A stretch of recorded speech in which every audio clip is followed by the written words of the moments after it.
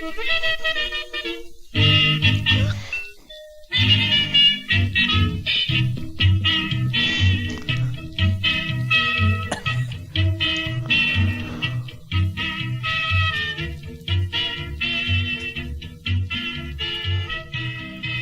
evening and welcome to another exciting show. And tonight, thanks for the introduction. Patrick has kindly done the introduction for us, who's in the studio. So the person who can't see is actually Patrick from our cheese ambassador from Wisconsin. We've also got his Royal Hanorach. And of course, next to us, we've got the star of the show. It's the bowler hat farmer. And good evening. Good evening to the bowler hat farmer. Good evening. Hello. I'm getting comfortable. That's right. We was talking. I'm looking around to get some meat, some proper food, because I'm fed up with eating supermarket donkey meat. Sorry. Or I think it's old boots. Do they actually collect all the old boots up from these charity firms? And then sort of do something mechanically to it. So they'd say, "What this is a nice rare steak."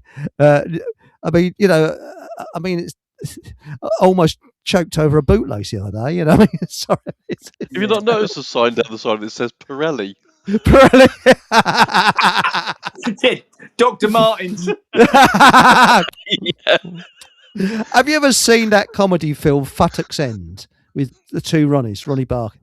Oh, you see, something happens, and there's a chef carving the joint, you see, and he, instead of carving the joint, he's looking up, his old boy, and he carves the end of his tie and puts it on the plate. And all the way through, you see this poor old sod who's got it, puts it in his mouth, he's going, look, he's chewing some poor sod's tie. And that's what supermarket meat is like nowadays. It's sort of... Well, it is. So apparently there's a reason for it. Well, I know I can give you my tuppence worth, Chris. Good evening and hello, everybody who's listening in. Chris, one of the problems we have at the minute is very little meat on the supermarket shelves is British.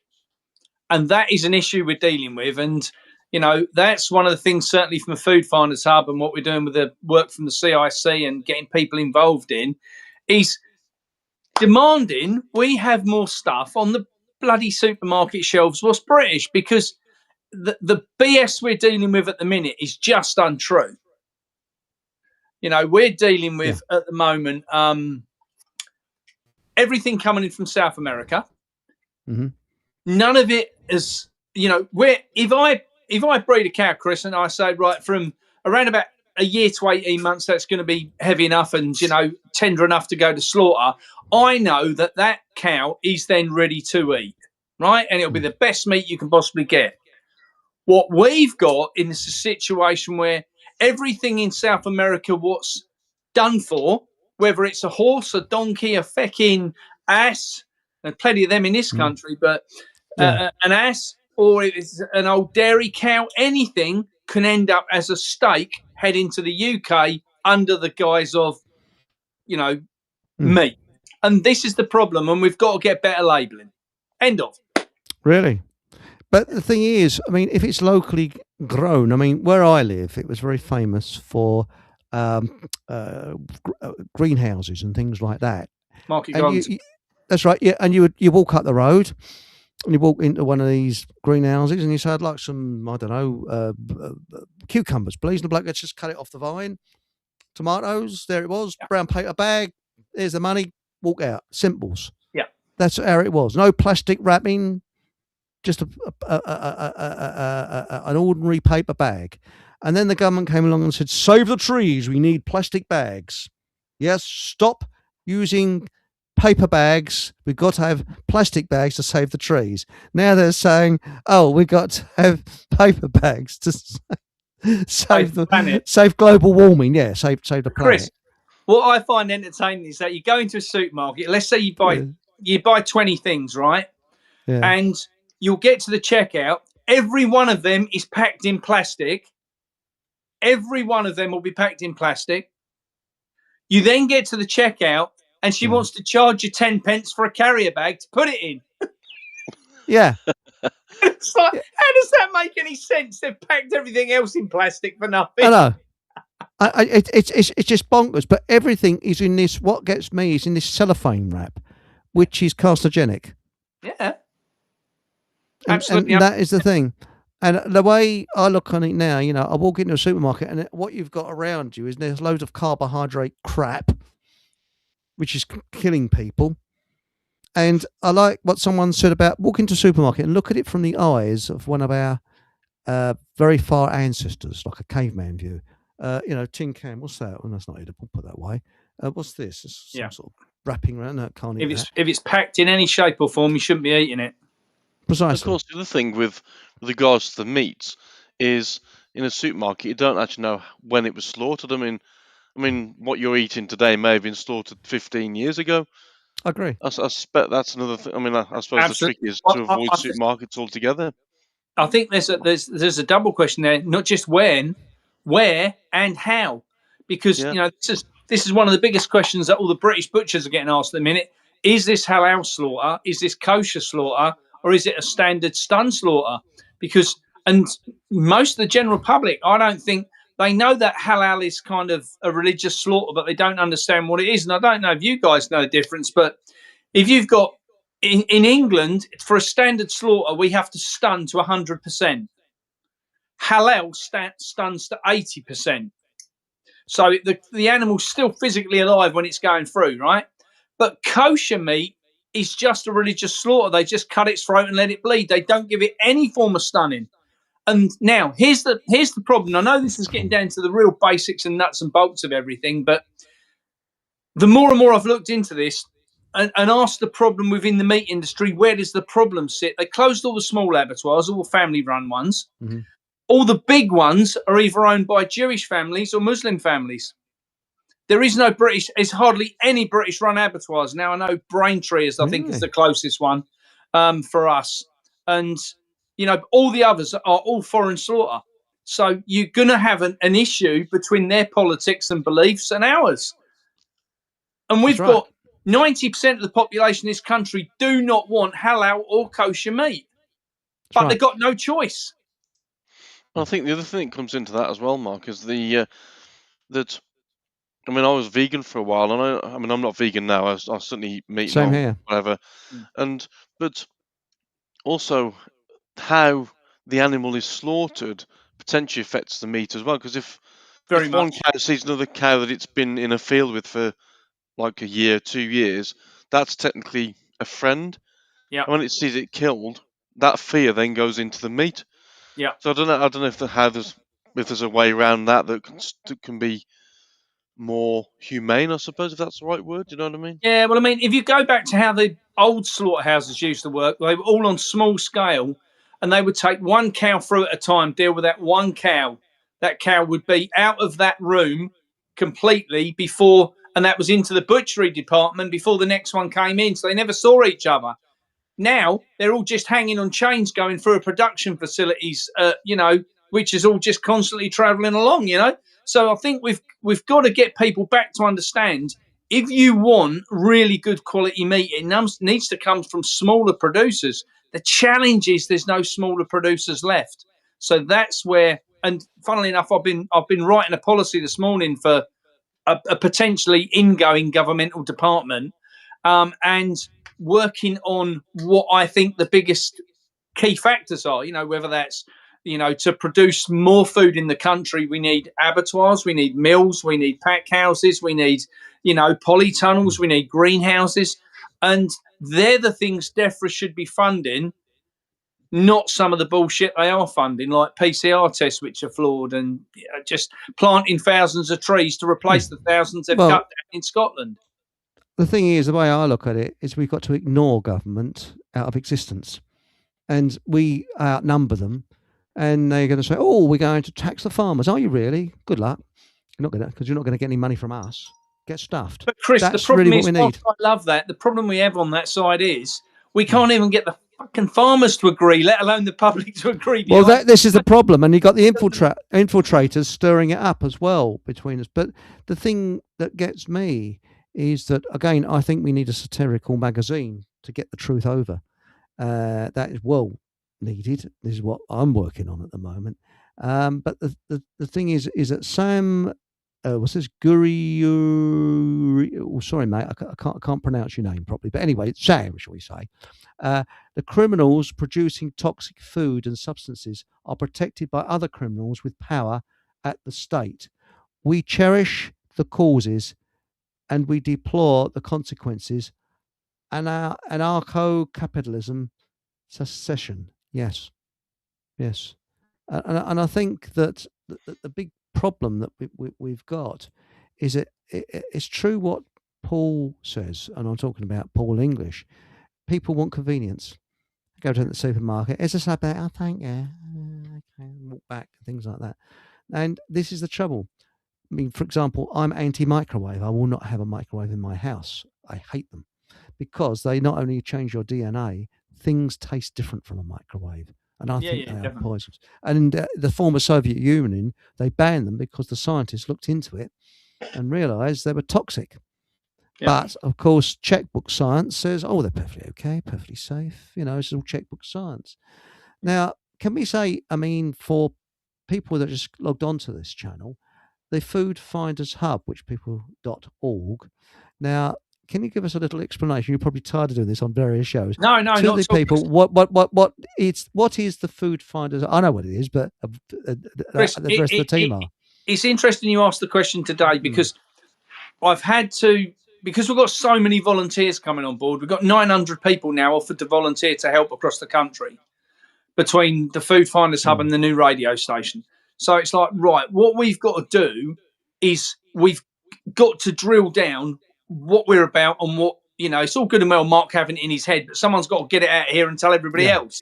And so we set the Food Finders Hub up with one thing in play for the general public to find where they can buy good quality food outside of the supermarket supply chain. So it was somewhere where farmers, growers, butchers, bakers, candlestick makers, greengrocers, fishmongers, whoever could advertise who they are and where they can be found, and the general public can find them, contact them, and potentially in the future will be able to buy from there as well. Now, yes, there's other things out there. There's other websites out there doing a similar thing, but nobody's out there challenging the system. And this is the bit where the Food Finders Hub and the CIC in the background and the 900 volunteers now comes into play. So what we've got to do is now start challenging the system. You know, let's get 900 people to all write to Tesco's. Let's use them as an example and say, listen, if you don't start stocking more British food, we're going to do something about it. Let's write to the 600 MPs we've got, get 900 people to send out 600 in letters each until they get the point of something we want addressing. And what we've got to start doing is bringing now that populace we've got of 900 plus people and saying to them, right, now let's go as an army, let's go. And I don't want to say attack the system, but that's the best word for it. And that might be what, you know, one of the food companies, the big food companies that aren't playing ball, they're not paying the farmers properly, whatever that needs to be, whatever that reason is, that's where we bring the Food Hub together to change the bullshit what's going on in the background of the food industry. We've got somewhere great now to advertise it. Foodfindershub.org does that. Volunteers can sign up there. People can make donations. They're great. Now £1 a month, isn't it? People together. £1 a month. That's all. Which is £12 a year. And also, you was talking before we went on air about a health hub, because food, the Chinese look on food as medicine, and I tend to as well. I love my food and I love eating. And the thing is that, I mean, all right, I'm on one of these, what do they call it? What do you call it? Diet, where you only supposed to eat once a day. Well, I sort of once a day or twice a day. But the thing is, it works for me. It doesn't necessarily work for everybody else, and I'm not an expert on it. But the thing is, when you look at the quality of the food, I mean, you walk into a supermarket and you've got all this bloody carbohydrates staring at you, and you wonder why people are obese and sick and ill. Yeah. This is the problem, you know. So the thing is that you're also looking at a health sort of hub. Now, you mentioned the word alternative health. I look on conventional medicine as alternative medicine and natural health as normal medicine. Because it was, to me, alternative is NHS and pharmaceutical. Normal medicine is, to me, the proper. I'd agree in principle on that, Chris, to be honest. So the challenge is, Chris, what we've got to do, like we've started with the food hub, we've got lots of people in the background, lots of other people over the course of the last year have started talking about good quality food. Rambling Henry, for instance, he's a brilliant one. Rambling Henry. Rambling. Sounds like a sort of rose variety. Yes, I've got a Rambling Henry. It goes up my house and everywhere. Sorry. He's brilliant. He's only a young guy, and he's mid to late 20s, and he looks into what's in food and how it's produced, and then pulls it to bits online. He's fantastic. He's got hundreds of thousands of followers. And, there's people like that have been talking about food and are bringing to the forefront of the food industry what we need to change. Now, what I think that I can see in the next year as we start talking about the second part of that, which is the health side and the health benefits, Chris. We could reduce dramatically the cost of the NHS if we had healthy people. And as they're now finding in America, now they've turned the food pyramid upside down. This has been brilliant this last week. I don't know if you guys, I'm sure you've all followed this, but yes. I noticed that. What was it?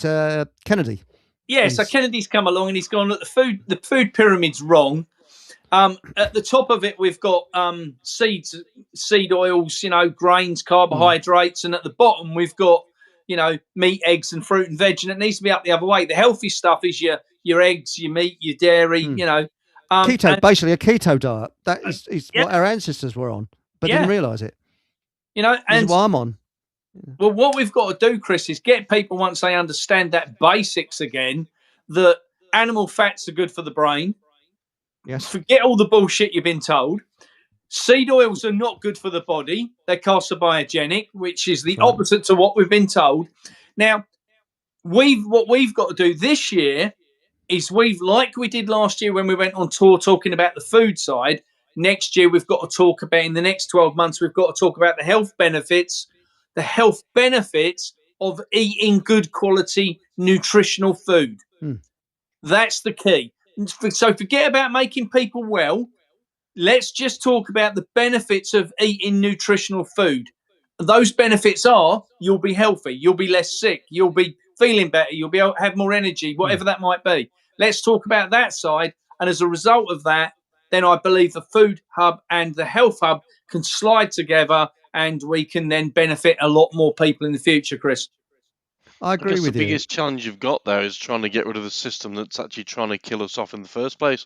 Because I suppose, like the likes of the NHS, they're not there to help us; they're there to make us sick. They don't want us dead, but they don't want us healthy. They want us in the middle, so we're farmer. We're a constant customer. Exactly. Yeah, that's right. Yeah. And actually look at symptoms, not cures. I mean, I was talking to my neighbour the other day, and they really wanted help. They said, well, I mean, they both got pacemakers fitted, which I thought a bit suspicious. Both got pacemakers. And this woman's got backache. So I said, well, okay. Now, I said, I'm not a doctor. I'm not qualified in this, so please I'll make that certain. But I said, magnesium and things like that. And the person said, oh, well, I squirt some honey over my Weetabix in the morning. I said, well, I'm afraid, did you just get ordinary supermarket honey? She said, oh, yeah. What's the difference? It's honey, isn't it? I said, no. You would get locally produced honey. That is real honey. What you're getting from the supermarket, you might as well consume a bag of sugar. Yeah. That's basically what you're getting from the supermarket is sugar. And also Weetabix, we're not designed to have cereals. No. So you might as well just feed it to your animals. I mean, and that probably make them sick. But seriously, the more I'm learning about things like fruits now, and I think we've been disrespectful to our ancestors, because when you think about the way our grandparents cooked, lard, and they had fatty stuff, and they lived to a ripe old age. And when you think, I mean, to me, the only good thing about seed oils is it's bloody good if you mix it with sugar to get grease off your hands. If you've got oily hands, if you're maintaining your car, pour a drop of the old seed oil in your hand with some sugar. Well, that's all small. Better than small figure. Yeah, that's right. It's better. It's as good as small figure. Yeah. But and you sort of, and it's marvelous for that. And the other thing is lubricating my can opener, and that's about it. Really, it's about all it's good for. But the fact of the matter is, it's re-educating ourselves, and because we've been. I mean, they used to have domestic science at school. I don't think they have it anymore. No, they don't. No. That's Chris. What I was going to say is that's kind of the third part to where we're going. You know, we know we've got to cover the food, we've got to cover the health, and the education side is the next step I'm working on. You know, we've got to get people back to grandparents. I believe grandparents. This sits with the people my age, your age, Chris, that have got grandkids, and we've got to get them to understand what's important in life, food wise, how they find it, grow it, prepare it, cook it. Whatever it's got to be, we've got to teach them kids again, because we've got a whole generation that have missed out. Oh, we have. We definitely have. And I mean, they reckon that, the wartime diet, when you see what people ate during World War II, it is almost a starvation diet, but they reckon we was the healthiest we've ever been. Yeah. But I mean, I'm not going to go into the NHS deeply, because YouTube loved the exposure I did of it so much. They not only took the film down, they banned me for a week. But really, when you look at who devised it, Beveridge, he was second in command of the Eugenics Society. Yeah. And do you know who was first in command? Go on. Churchill, who believed in cutting the population. Well, he certainly bloody well did that, didn't he? He did a pretty good job of that, cutting the population. Yeah. And what they did in 1948, when the NHS was first started, they threw out all natural medicine, welcomed the big boys in, and they set about a PR department that would demonise anything that's natural and call it voodoo, witchcraft, spooky, weirdos, and he had that, and nutters. And imprison anyone who argued about it. Precisely. Well, I think, Chris, I'm right in saying that even today, if you say that you have the cure for the Big C... That's right, 1939 Big C Act. Yeah, that's imprisonable. Yes, and that's right. That just, to me, sums up the world we live in. That's right. Begs belief. It does. It does. I mean, let's face it, if the government said that the Isle of Wight didn't exist, and anybody that said that the Isle of Wight did exist would be imprisoned, do you think, hang on a minute, there's something a bit weird going on here, isn't there? Because, I've been there, and that's where David Icke lives. So he just, no, David Icke doesn't, no. He gets onto a boat and he lives on a boat. So he doesn't live on this mythical place which we mustn't mention. And people go, what? It sounds bonkers. So this is the thing, if you mustn't mention something, what's the cover up? Yeah. Like government have done a great job, haven't they, in trying to convince us we shouldn't be having salt or decent salt, not table salt, and eggs and meat and that sort of stuff. It's the meats that our body can deal with, and it's the plant-based stuff that I think our bodies struggle with more to try and digest. You're right. We've only got one. Sorry, carry on, mate. I was going to say we've only got one stomach. Animals have two stomachs, I believe, and they can digest four. That's it. And they're designed to fart. Burp. We're not. Sorry, burp. Yes. Sorry. Yeah, I didn't want to say fart because that's a rude word. So I thought, well, I won't say fart. But if we're not designed to fart, then I've got a malfunction here. I usually found if I got the farts, I've eaten something that's upset me. Seriously. So the worse it is, the more. And it's usually if I have grains. If I have grains, most of the time. But the thing is, they even tell us that these, like the oils you were talking about, they tell us that they're poisonous. When you got the likes of McDonald's who advertise on the side of their trucks that the oil they use to cook chip oil they clean it is then used to power a lorry. You think, well, hang on a second. Since when is a lorry engine the same as a human body? Well, you're right. Well, we got some Alice Gould just said they tried this before with the Health and Food Alliance. I paid £1 a month for 3 years. Not heard from them since. So can you counteract that, mate? Yeah, it's interesting because the Health Alliance is still running. I don't know why you haven't heard from them. I know they're still running. I know that when it was set up by Catherine McBean and others, they then went off to set up the People's Food and Farming Alliance, the PFFA. I helped them build that up, and then Catherine and I stepped away to go and do No Farmers, No Food. And they're still successfully going. They've changed direction slightly, but they're still out there. They're still doing some amazing work. So I would just check if someone's unsubscribed you off the system, to be honest.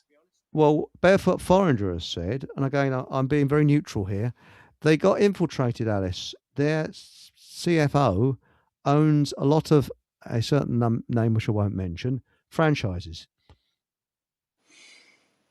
I don't know. I'm sorry, allegedly. I don't know. So I'm sorry, we can't. Well, Chris, I don't really want to attack. Chris, what I can tell you about the Food Finders Hub, there ain't no shareholders, right? It's a CIC. And I ain't got no shares in nothing, only myself. Well, let's be honest, somebody who owns McDonald's isn't going to be looking for the Food Finders Hub, are they? Because they haven't got any food in there in the first place. Do you know something? Once I was absolutely spitting feathers, and this is when my dear old dad was alive. And I usually take a vacuum flask with me. Wherever I go, I've got a vacuum flask because I'm a tight-fisted little bastard. And I forgot that day. We had rushed out quickly. And the only place that was open was a McDonald's. So he said, well, if we'd just have a cup of tea. So I went over, got a cup of tea, brought it back to the car. It was absolutely scalding hot. 20 minutes later, we still couldn't touch it. It was still scalding hot. That's not natural. It was really weird.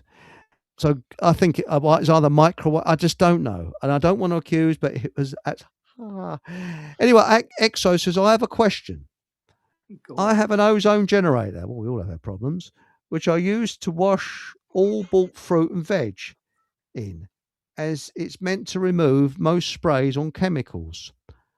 Has Mr. Hatman, you mean the bowler hat farmer, heard of this approach? I have. I have to say that whilst I believe it's very good to clean the outside of the fruit and veg, the problem is it's all the crap they've used to grow it with, which is inside the fruit and veg, which is the issue. You know, if you've used glyphosates and pesticides and insecticides on the plants, that's going to be in the fruit and veg, and that's a major issue for supermarkets supply food. I will say, you know, is organic the right stance to take? I believe that organic is closer to what we should be eating because organic farmers can still use 6 chemicals. Six chemicals they can use, copper sulfates and different things. For me, I'm a chemical-free farmer, so we do not use anything at all. And there is a big movement towards that now where a lot of the people who are under Soil Association, what can use the name organic, are starting to come away from the word organic to chemical-free because they don't want to be associated with any use of chemicals at all. And that is the only way, you know, washing it with the best will in the world, with all the scrubbing brushes and all the clever kit in the world, doesn't take out what's inside it, what's actually, you know, has it got seeds in it to start with? You know, if it's something that hasn't got seeds, it's a GMO produce, without any doubt at all. You know, bananas. Look at bananas. Yeah. They're called Cavendish bananas. They've been, and you see the thing is, sorry, I don't wish to talk over, but what people don't realise is the fruit that we have has been tailor-made to be like the sweetest and things like that. And I used to think, oh, a glass of orange juice, that'll do you good, nice orange apple. No, because our ancestors, instead of banana, is huge pips in it. So they only had a little bit of it for the fibre. An apple, before the Victorian times, you could not eat it off the tree. It'd be too sour. You had to cook it. And it'd be a little tiny thing. Yep. You wouldn't be, and I know that, so during the Henry VIII's time, you had to cook the apples. So the only thing we could eat was berries when they were in season, which was something like strawberries, which had vitamin C in them. So, and the amount of vitamin C in oranges, which is a myth, there's none. You probably get more if you sniff the outside. It's cheaper. Yeah. So, no. You know. Yeah, I think, Chris, one of the problems we've got at present is that the misconception, what's been sold to people time after time after time after time, year after year after year after year, this drip feeding, from us being kids, we've been told vitamin C is the best thing in the world from oranges. And then you actually get down to now and you go, there's actually more vitamin C in a fucking cabbage leaf. There is. You're right. Actually, the best thing is a dandelion. Yeah, because dandelions you can eat them all the year round. But also meat has got vitamin C in it, because what's happened is, and again, I'm not a nutritionist, I'm not a doctor. Please don't take what I'm saying as gospel. Do your own research, please. Yeah. But the thing that I've looked at, I mean, yes, I do take natural tablets and things like that to help me along, and things like bone broth are fantastic for you. I mean, I have had sciatica, and it's going, and it's been with me for a long time. And this is the thing. The more we are, I'm going to upset vegetarians, and I was a vegan at one time. I was a vegetarian at one time, and I admit I think I was wrong. And I can understand their feeling of, they don't want cruelty to animals. But years ago, and I'm going on what Dr. Natasha said. She said years ago, the animals would be grazing in long grass, and the hunters would creep up quietly, and the animal didn't even know it's dead. Just the other ones didn't even notice it. And that's it.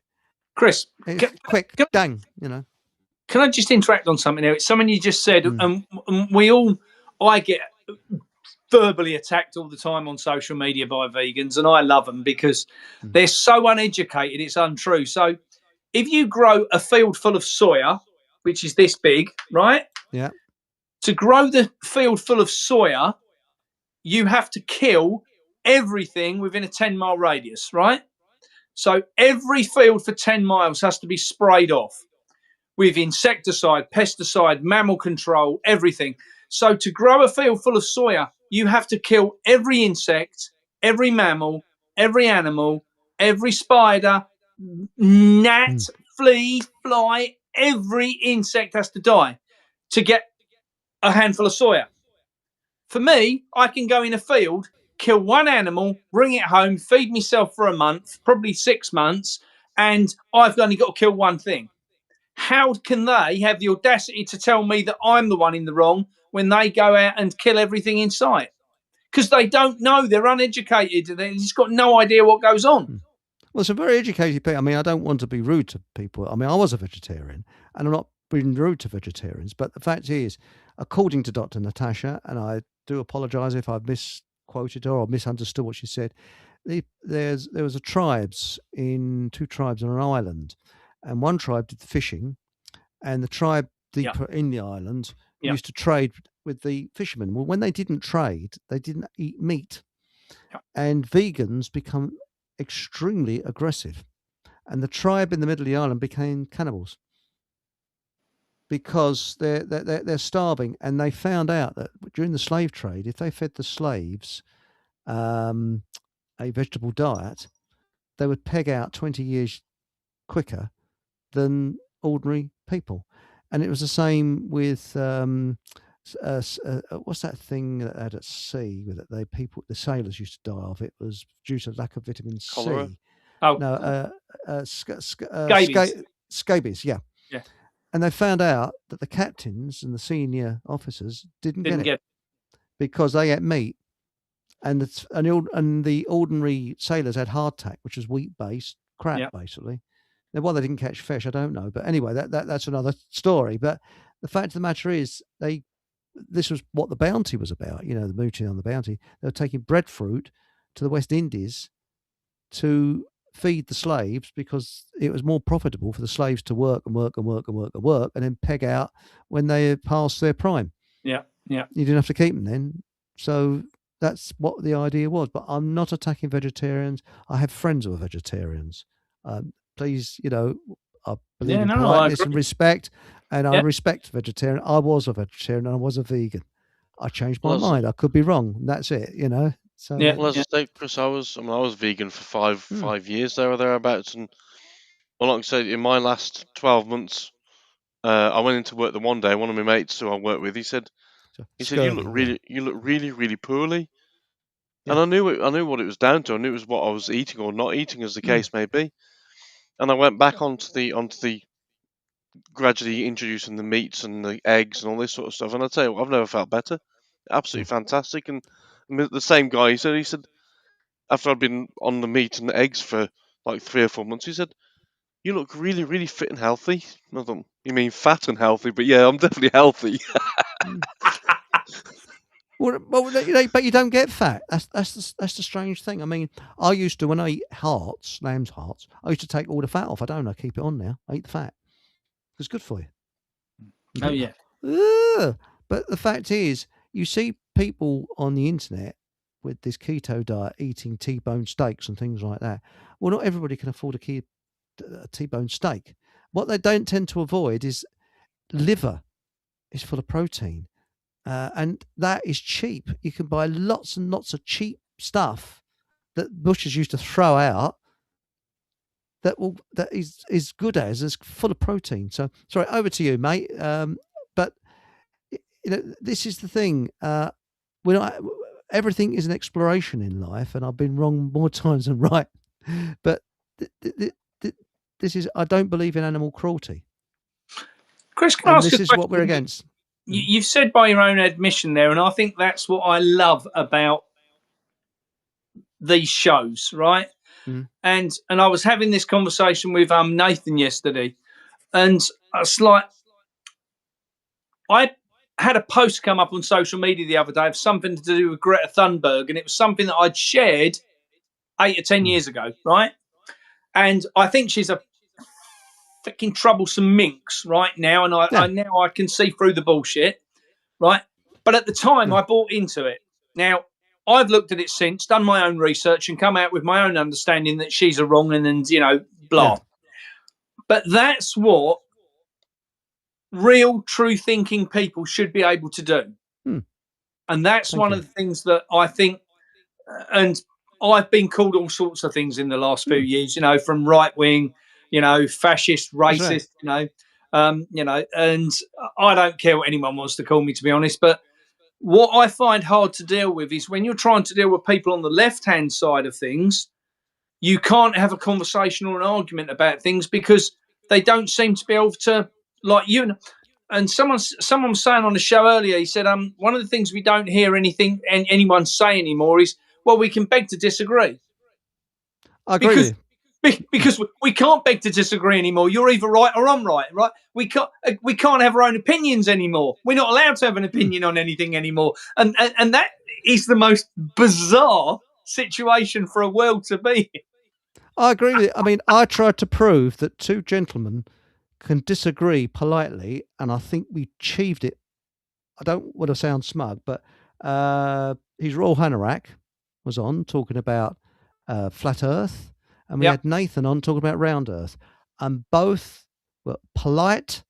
They gave their views, and I would just remain neutral, and I backed the person which I thought was slightly edging away to be as balanced as possible. Yeah, I want to do a show where we got an atheist with a highly religious person, where they can be extremely polite. They don't talk over each other. They give each other politeness. And I think we can do with vegetarian and meat eater. Very polite. And I would like people to go away and think, that person had some very good points there. And that person had some very good points there. Keep them thinking, because everybody's going, you don't get anywhere. You just want to listen to what the person said, because we're all like to think we're intelligent people. And also admitting when we're wrong. Chris, as I say, I'm an expert at being wrong. That's the only thing I brag about. I'm brilliant at being wrong. I mean, sorry, I'm showing off there. I could have an agency. If you want to be wrong, contact this agency. I'm Chris, I'll tell you a little story. I got invited onto a radio show one day, and the guy who ran the radio station is a lovely guy by the name of Graham Miles, and he was the agricultural minister for Suffolk. So he worked for the church, and he invited me on the show as the bowler hat farmer to talk about faith.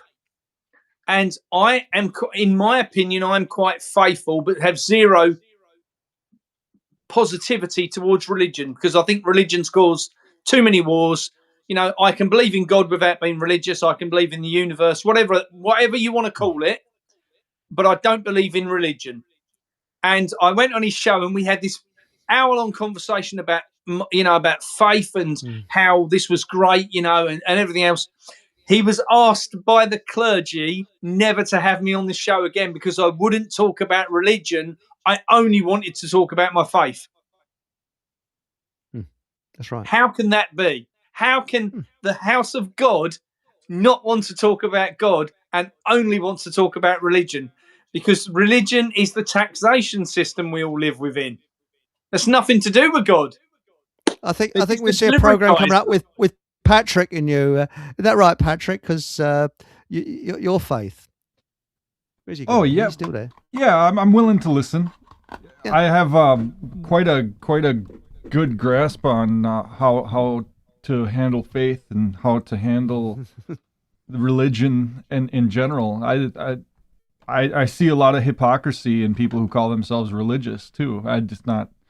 It's not something that, and it's especially bad because if you're proclaiming to be a religious person and to be a good person and you're doing the opposite, and you're just trying to lead a comfortable life and you don't want to call people out when they're wrong because you're gonna face some sort of consequence. Well, that's a cowardly shepherd in that regard. So there is hypocrisy, but there's also a goodness to religion and you have people who live by common morals, and I think that's necessary in order to live in a society that is harmonious and peaceful. Because if you don't have morality, you can't make any sort of progress in the political or any of the other spheres of the business world, whatever it might be. Well, I think I'm probably like you, Bowler Hat Farmer or Mark, and that is that I believe I'm spiritual. But that's up for other people to make that. But I'm not religious. I'm not religious at all. But I do respect. I'm going to do I'm hoping to do a video, Waltham Abbey. Show Waltham Abbey. Yeah. It's a beautiful abbey. Beautiful building. Yeah. It's a beautiful building, and I'm going to go around there. Oh, that reminds me, you were at Stansted Abbots the other day. I was. I didn't know about it. I would have met you there because it's only up the road to me. Sorry about that. And he found out. I found out afterwards. I thought, bloody hell! What day was it? Was it Tuesday? A talk. Yeah, we got invited down to do a talk with a local group down there. They've got a community hub down there. It's absolutely brilliant. Yeah. They do all their food, fruit, and health, and all sorts. Yeah. Well, what day was it? Was it on a Tuesday or? It was on a Tuesday night. Yeah. I bloody missed it. I only found out 2 days ago. I thought, oh, sod it, Sorry, mate. But yeah, that's all right. Just so you know, you would have fucking really enjoyed it. I know. Oh, thanks for rubbing it in. Bloody hell. Anyway, you're going to go there again soon? Because, I'm just up the road. I'm down the road to Stansted Abbots. Yeah, we go there about every 10 months. It's about 10 months since we went last time and did the last talk down there. We went there. That was the second talk into the tour. So we had the whole tour to talk about this time and all the things we'd seen and witnessed, and so brilliant. that was a really good night. Really good night. Oh, brilliant! And Sam, sorry, mate, if I don't register the rest of what you sent us because I'm a bit thick. But anyway, we say Sam, shall we? Is that okay? It's important to stay open. I tried vegetarian and vegan diet. I lost 5 to 10 kilos. What's that in English? Of muscle in 1 year. Never stopped sport. Then after 1 year, I still did sport and I gained the muscle I lost. So there we go. So it's very interesting. I actually went over to a keto diet and lost 1.5 stone in 2 weeks. Yeah, but I think I don't call it a diet. I call it a change of lifestyle. Yeah. That's not a diet. A diet is something you suffer from. I love my food. Yeah. I mean, my plate is like Desperate Dan's cow pie first thing in the morning. And I really but I have a big main meal first thing in the morning. Some people say, "Oh, I couldn't do that." Again, it's what suits you. Yeah, absolutely. Do it. That's it. I mean, there's a bloke called Eddie on Facebook. He has his meal at 5 o'clock. I don't, because I don't want a full stomach before I go to bed. I mean, I go to bed about 10 or 11 o'clock, but the stomach is still. That's the way I look at it. But it doesn't say I'm right. I'm wrong. But I think a lot of the time it's all about a learning process and what works for you. I mean, some days you can have, some weeks you might have the same food. Like this Tuesday, next year I might have the same food, but this Tuesday I might feel great, and the next Tuesday I might feel crap. But sometimes it's the body's having too much of a certain thing, and just have to change it around. And yeah. Well, Hereditas Get Fucked, cultural attaché. I've got blind faith. Jesus, no usury. I'll vote for that. I'll vote for that. Yeah. The thing is that now Barefoot Forager says respectful debates are the best. I agree. Yeah, 100%. Yes. I want to add something. I fast. I'm vegetarian 2 days out of the week. Usually Wednesdays and Fridays. I don't eat any meat, and then I'll eat maybe like a light meal and a couple snacks, and that's about it.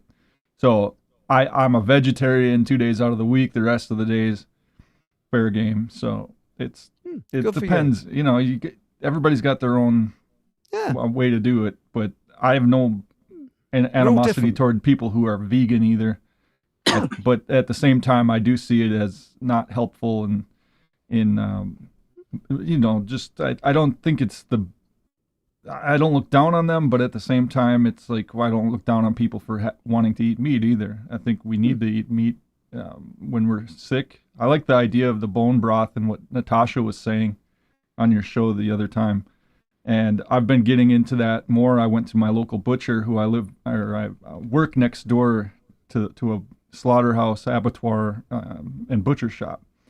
So I've been going in there and getting bones, like the femur bones, cut up, and then I make a bone broth with that. And then last week I asked them for beef kidneys. I got 4 beef kidneys from them, and I made a broth from that, and it was actually really good.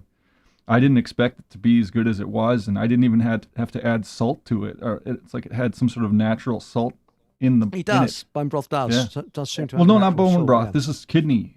Beef kidney. Would that be the iron in it? I could be. I don't know exactly. Yeah, I haven't really gotten to the detail of it, but it was good. And we've been canning it, and then we had a turkey in our freezer for some months, and we were wondering what to do with it. So we just put it in a pot and cooked it up and made broth with it, and took the meat and bagged it and froze it and used it in soup. Yeah. And then we took jars, like quart-sized jars, and put the broth in there, heated it up, put it in the jars, and they sealed, and you just put it in the cupboard, and I take it to work. I bring a thermos full of it to work, and vacuum, like you said, I don't know what you called it, Eric, a vacuum something or other. I use one of those and just sip broth during the day. I know what you mean. I can't think the word. The thermos flask. Flask, yeah, like a sort vacuum of flask. Yeah. I'll tell you what I make. Sauerkraut is really easy. And sauerkraut is fermented cabbage with all it is very simple. It's make sure you have proper. I have what's that salt from France?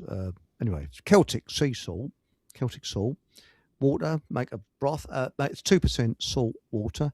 And all I do, I'm going to do the bleeding lazy way of doing it. I just cut the cabbage up, shove it in a big jar, shove the water in, make sure it's covered. Put a lot of weights on top of it and leave it for 3 months, and then you can be violently sick after that. We used to make that 30 gallons at a time. We'd have a big garden and take the cabbage and then take the mandolin slicer and I have an industrial food chopper, a big Hobart machine, and we'd take all of our veggies, we'd grow peppers and all that stuff, and just chop it up and make a salsa. We had 2 freeze dryers, and we do freeze dried foods too, which is kind of an interesting way to preserve it, because if you freeze dry and vacuum seal it in a Mylar bag, they'll last for like 25 years in case of an emergency. That's right. So and same with meat. You can freeze dry meat in the same way and preserve it without a refrigerator. Beef jerky. That's what. No. You take raw meat. So say you have burger meat, you put it in the freeze dryer. It takes all the moisture out of it, and then you put it in a Mylar bag with a couple of hand warmers, or something to take the oxygen absorb, and then seal it up in a vacuum sealer. Yeah, in the last decades. Wow. That way. You can even ship it in the mail. It's, it takes all the water weight out of it. And it's kind of like a insulation, feeling type thing. And then you reconstitute it with water, and then you fry it up on the grill, make burgers. Now, this is an interesting one. Exo says, are pigs full of parasites? Well, are you talking about Westminster? Because I'd say yes. It is full of. And also the White House, that's full of parasites. Oh, no, sorry. I mean, we mean the animal pigs. Now, this is the thing, debate. Now, I know that Paul English doesn't eat pork because... No, I thought he did now. Has he changed? Yeah, he's tempted. You got him going to these butcher shops. You got him going to these butcher shops, and he sees all the sausages and stuff, and he can't help it. Crispy bacon, Backs a truck in there to collect his weekly shop. That's right. Yes, and that says. Now the thing is, was it Muslims and Jews don't eat pork? I don't know whether it's because in the Middle East the pork goes a bit rancid pretty quick because of the heat. I don't know. But strict observers probably don't. What's your view on piggy pork? I've got to be honest, Chris, that's my favourite meat. I could not get through the day without a bit of bacon, that's for sure. And I think I've got a friend who's Jewish, and whenever we used to go to London, like he was away from the family, the first thing he did was had a bacon sandwich. It was like I worked with a girl that was Jewish, and she used to love bacon sandwiches. That's right. I think the challenge we have is that people's beliefs, like you say, whether it's religious or, home beliefs, whatever they might be and where they come from, can be very, very indoctrinated and very, very sound. And, they're built into who you are, your psyche. But but go into somewhere where they're cooking a bit of bacon and tell me you don't like the smell of it. I just can't find anyone who doesn't like the smell. Well, my daughter was vegan for months, right? About 18 months. And her and her husband were going through a bit of a rough time because of him pushing veganism into the family. And she said to me one day, she said, Dad, Tom's away. She said, would you come round and have dinner with us? And I sort of said, and she said, no. She said, well, you can have whatever you want to eat. I said, okay. What would you like me to bring? And she hadn't eaten meat for 18 months. And I said to her, what would you like me to bring? She said, I want a KFC. I want a Big Mac. I want as much bacon as possible. I want a big lump of beef. And I was like, oh. So, that was how quick she got over being a vegan. Well, actually, a little tip. This is what I use. If you get bacon from, say, supermarkets, what I do, I put it in a container of cold water overnight in the fridge. And I keep changing the water as much as possible. Get the nitrates. It gets all the nitrates and and it tastes far better. Yeah. So I just leave it in cold water overnight. And again, I keep changing the water. And it's not so, because I used to, you'd have bacon and you'd have a raging thirst afterwards. But you get all. But now regarding nitrates, there's a chappie on the internet who's a doctor. Again, please don't take it from me. It's what I've seen, secondhand information. Nope. Who said that don't worry about nitrates in pork or bacon because our food, vegetables, are grown in nitrates, and you're getting more nitrates in a cabbage, I think it is, than you are in the bacon sandwich.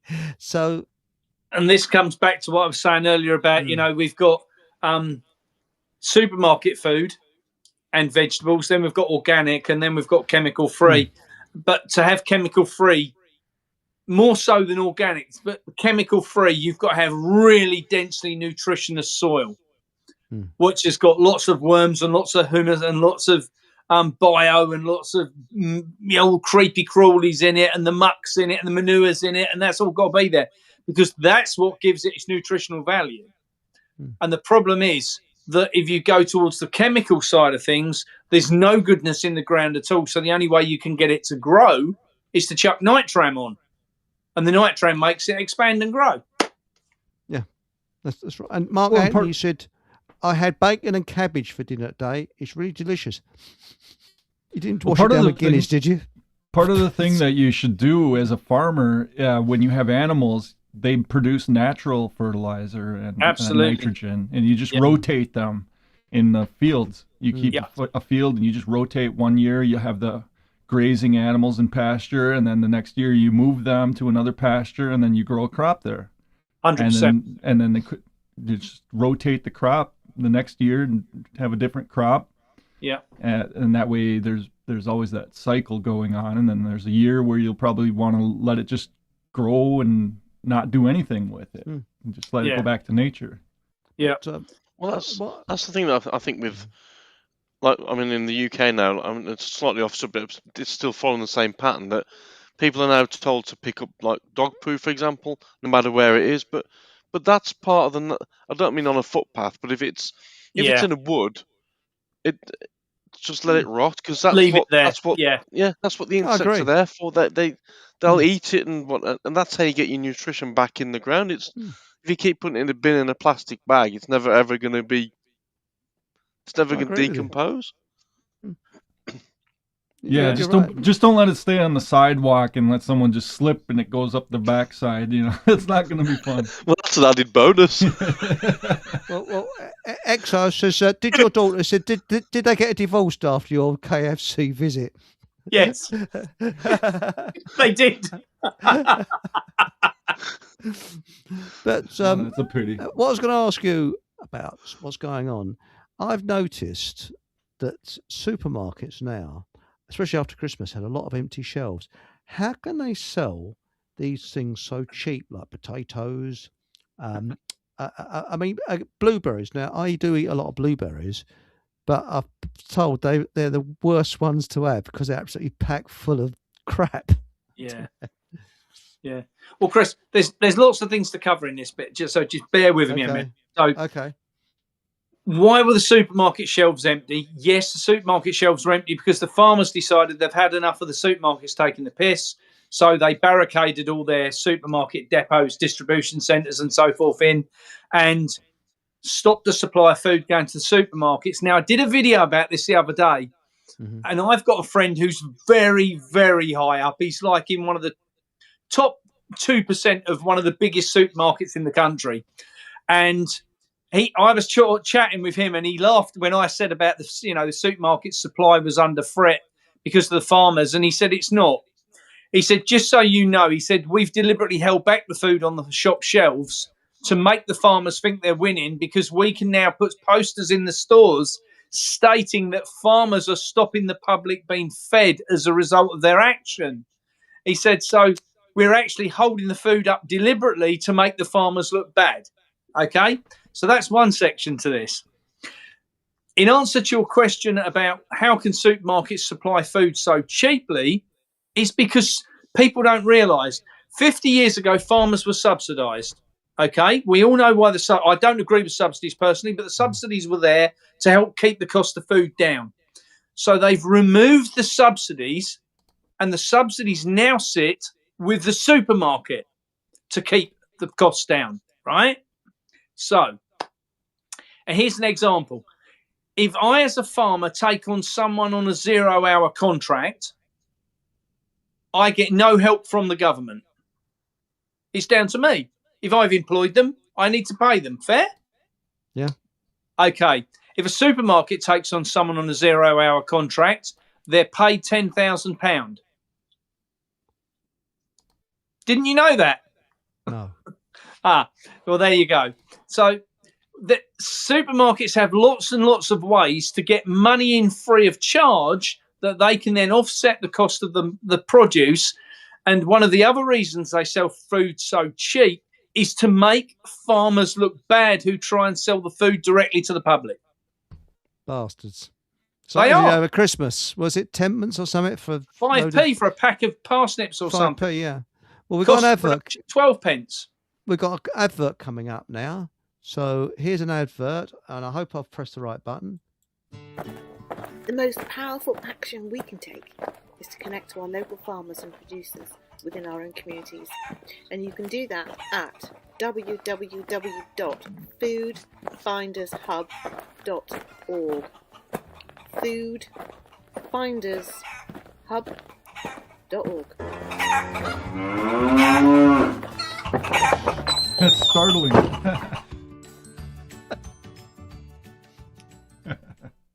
I can't hear it. Can't you hear it? It's a foodfindershub.org. I heard it. I heard it. Oh, wow. Yeah. I can't hear it. Oh, that's strange, isn't it? Let's have a look in chat. In chat, did you hear that advert? I hope you did. It wasn't just Patrick. I had Paul listening to it. So there we are.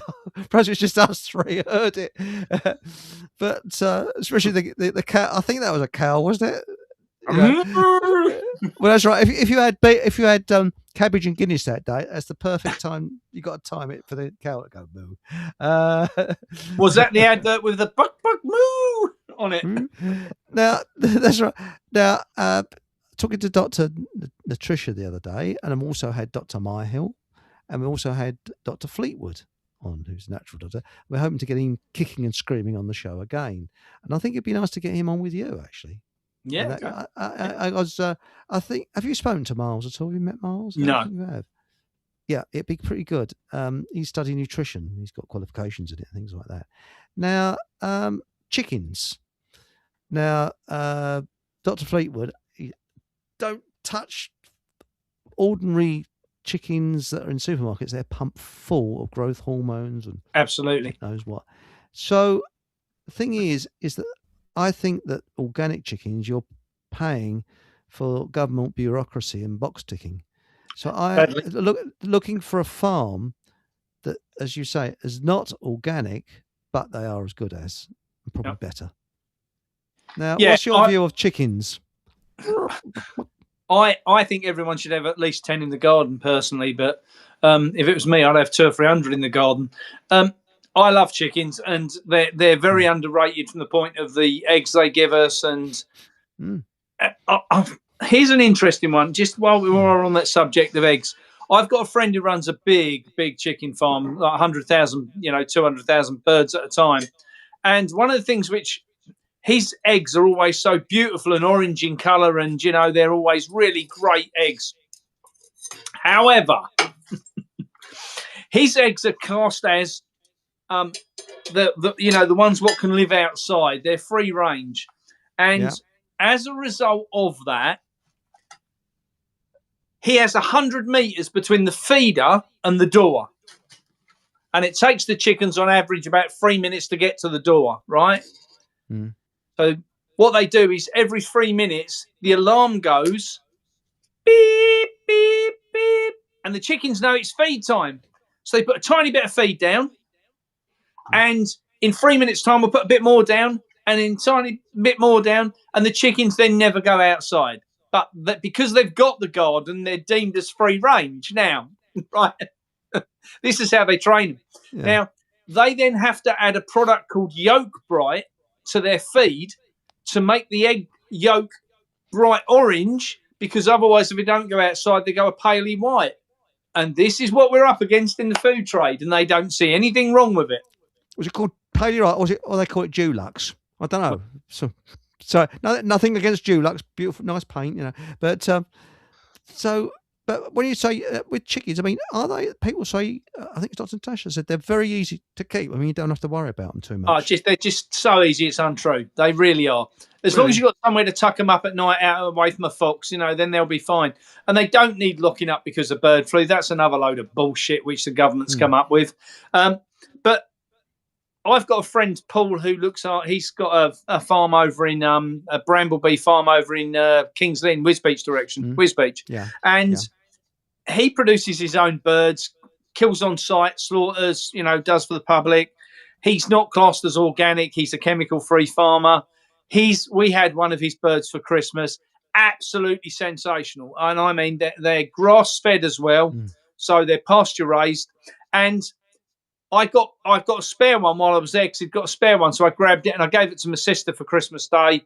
And I said to my sister, how was the chicken? She said, I'd forgot chicken could taste that good. I was like, yeah, I know. So there's no hormones pumped into it. There's no nasty shit injections been given to it when it's born. There's nothing, just beautiful quality meat, which has been grazed on pasture. And this is, unfortunately, now what we've got to get people to understand is, and that's what a big part of what the work we're going to do this year is, taste testing real food again. We've got some chefs that are going to come out on site with us and do some talks. That'd be good. That'd be good. And see, the thing is, the place that I get chicken from, I'm not too sure because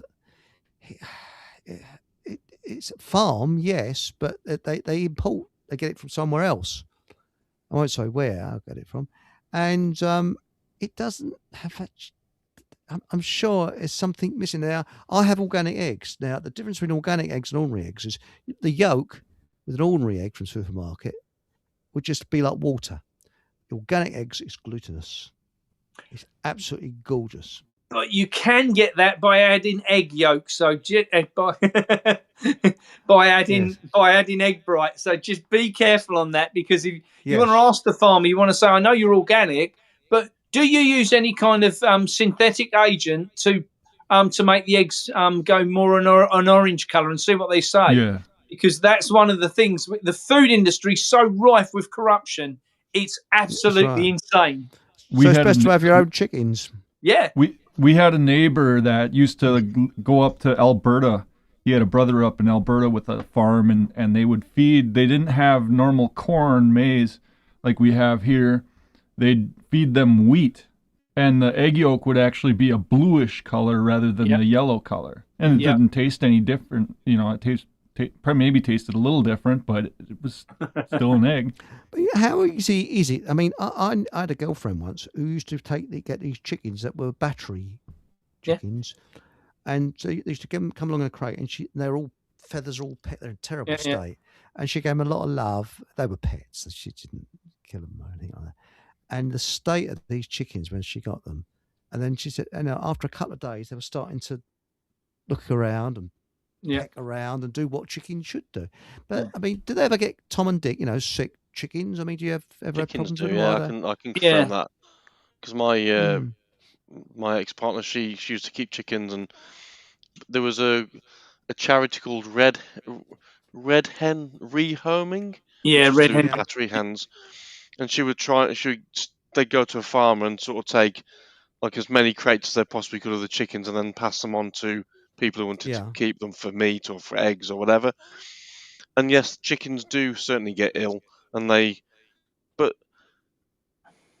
the thing I will say is that as long as if you look after them, obviously things like the daily routine was like going and getting all the shit out of the coop, and so you don't get mites and things like that all over them.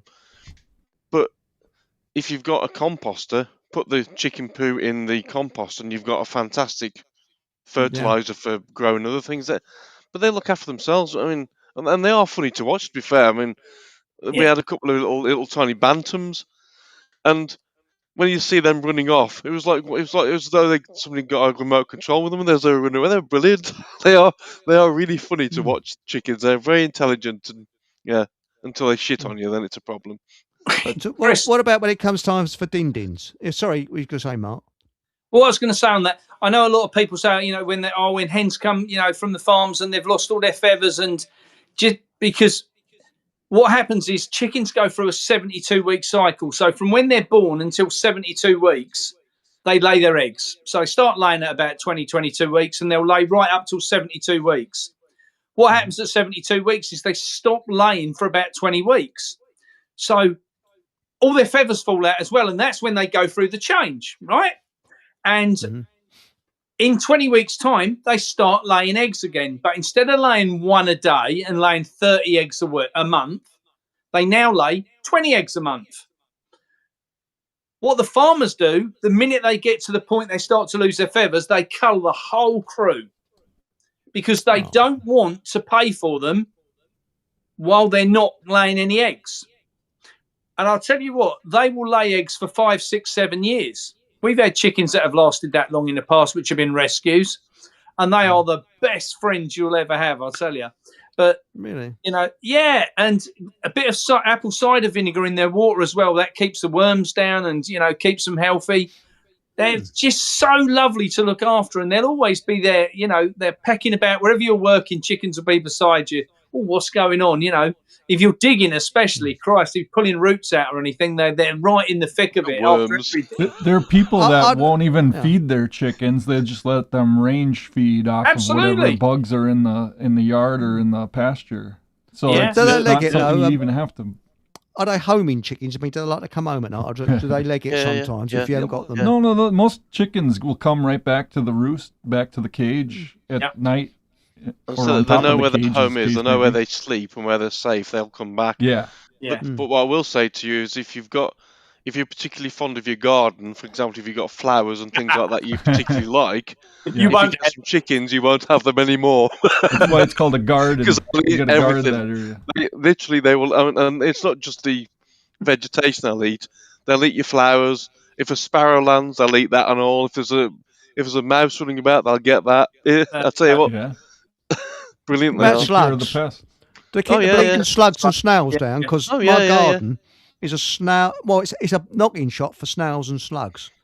Bleeding slugs everywhere, bastards. And they really, they eat through every bleeding thing. Get can't some grow chickens. lettuces. Get a few chickens. And then the chickens eat me lettuces. If you like them, they'll be gone. But no, actually, I'd have them as pets, because it sounds nice to have as pets. They just lay eggs, and when it comes to the end of their life, I don't think I'd eat them. No, I think I'd bury them and put. There's not a lot of meat on a chicken laying egg, an egg laying chicken. That's it.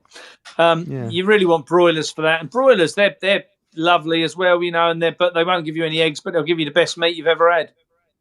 The only thing I will say with chickens is if you get a broody hen, get yourself a boxing glove and a cage or put some protection around your face, because I'll tell you what, Mike Tyson's got nothing on a broody hen. That's absolutely right. What about if they? Oh, I was just going to say they'll also eat scraps of dead animals as well. Yeah, really, like a vacuum cleaner. Yeah. Yeah. Well, what about flying? Is it right they got to take a feather out to stop them flying, or do they just not bother flying anyway? They're not very good at flying. If you just want to take off, if you've got your two sets of wings, you just take off the ends of, one of the sets of wings. Don't do both of them, otherwise they can still fly. You've got to make it so it's uneven. So you just get one lot of the wing feathers, put them out, and take a pair of scissors across the end and just cut off about a couple of inches off the tip. And that doesn't hurt them. It doesn't affect their, ability to live. It's just the ends of the feathers, and that's no different to us having a shave, really. And if you've got any scraps of things, if you do like veggies, for example, like you were saying about the cabbage that you do use for your sauerkraut, any scraps, instead of putting them in the bin or in your compost, just put them outside. The chickens will eat them. They eat everything. About free-range chickens is you got to be careful, because especially with egg layers, they'll lay eggs in unexpected spots, and you won't be able to find them in time. You got to take care of that too. Now, Woodhull Rex says, I've set up soldier fly nurseries to feed chickens. What the bleed nails that when it's out? Soldier flies are the most amazing things ever. So soldier flies lay lots of eggs. The eggs turn into maggots. You feed your waste to the maggots grow, and you feed them to your chickens. Great protein source, absolutely great protein source. Compost, do the neighbours like it? The neighbours like it, No, they don't. You breed your flies inside a container. I visited, while we were on the tour, Chris, I visited a place not a million miles from yourself, which was a soldier fly farm. And they got 40-foot containers. One of them is all kitted out as as where the flies are, and then they're all in nets, and they go along and they take all the eggs out and they put them into the trays with brewery waste, and then the maggots that they hatch and turn into maggots, and on at about day 10, they then they cook them. Yum yum. But you could feed them to chickens at that point. If you leave them past day 10, they start to hatch into flies, and they fuck off if you're not careful. So you've got to be careful. But yeah, they're brilliant. Soldier flies are so nutritious. Not that I want to eat them, but when I went to this farm, the guy said, would you come down and do an interview? And I was like, well, I'm going to tell you now, I'm absolutely adamant I'm never eating protein what comes from maggots. And he said, well, I'm glad you said that, because they got £1.2 million from DEFRA's budget to produce this farm to make sure that it worked and that they could produce protein for human consumption. The problem they ended up with was for every £1 in value they generated in protein, they generated £10 worth of compost, right? And it's the best compost you've ever seen, I'll tell you. And then they grind the flies up. They cook the flies and grind them up and put them back in with the compost. And the smell of the soldier flies keeps the insects away from your plants. So it acts as a natural deterrent so you don't use pesticide. Instead, you use the shells of the flies. The trouble is that this idea of us eating insects, it's carcinogenic, isn't it? The insects and particular ones are, yeah. Yes, and it's going to make people aggressive because they're not eating meat. So as they become aggressive, probably the powers that be are shooting themselves in the bleeding foot, aren't they? So are we going to get to a point then, Chris, where I'm going to be sat on a bus and a wasp's going to come on board and someone's going to walk down and think, oh, that's a takeaway, I'll come and get that. Now, a barefoot forager says raw honey, garlic and lavender is amazing for chickens' health. Bleed, no, your chickens lived it up well, didn't they? They have champagne as well. I mean, cool Christ. I mean, I might be in a chicken coop where you are, you know. The only thing you have to watch with chickens is that if one of them gets an injury, if you've got more than one chicken, they'll keep pecking at that injury because whichever one is the weakest will be deemed. Can you hear? I can hear me twice here. Hang on. What's happening? What's happening? Is it stopped? Is it stopped now?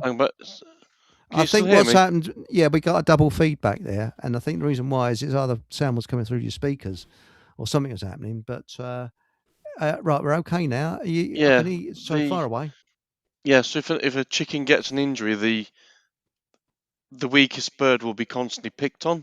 They'll have a pecking order. That's where you get your pecking order from, and there'll always be one at the bottom of the queue. But if any of them get an injury, the other chickens will constantly keep pecking at it because they try and weed the weakest one out, basically. Yeah. Really? Yeah, so they're aggressive little bastards. Oh, they are aggressive. Yeah.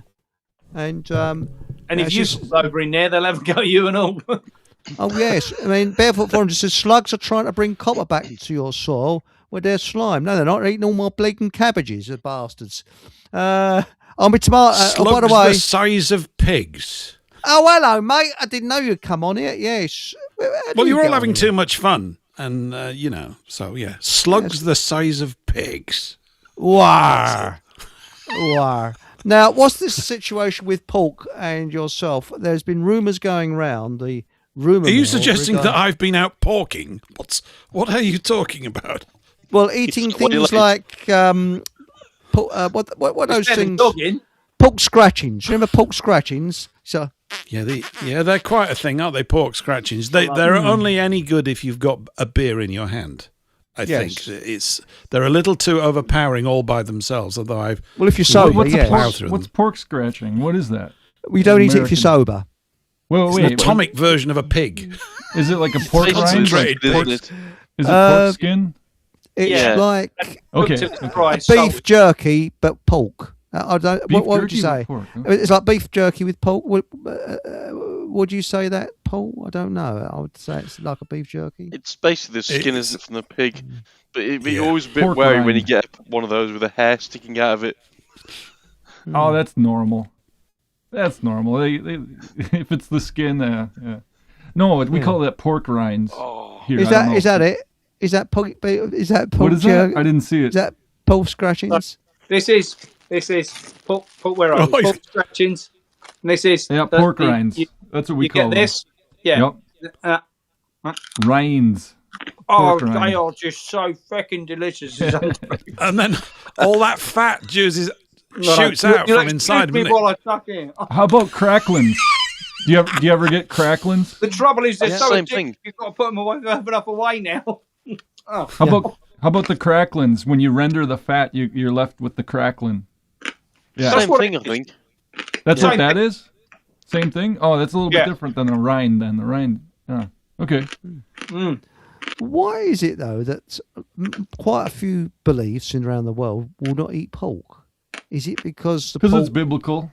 There were biblical. The Levitical law said that they couldn't eat pork, and I think that was more of a punishment for them than anything, for their wickedness.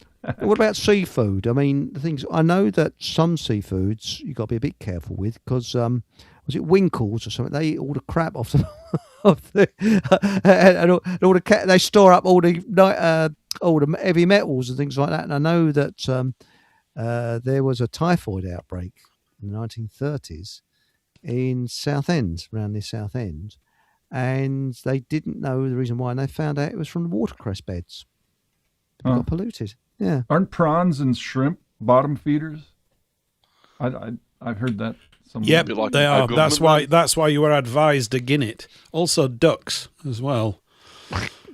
But yeah, because they go down to the bottom of the pond and they eat shit basically. So it goes through their system, and the idea is to try and refrain from consuming the excrement of other creatures through the food chain. So I thought seems to make sense to me, but maybe Mark would know better. I don't know. Paul, I just love duck.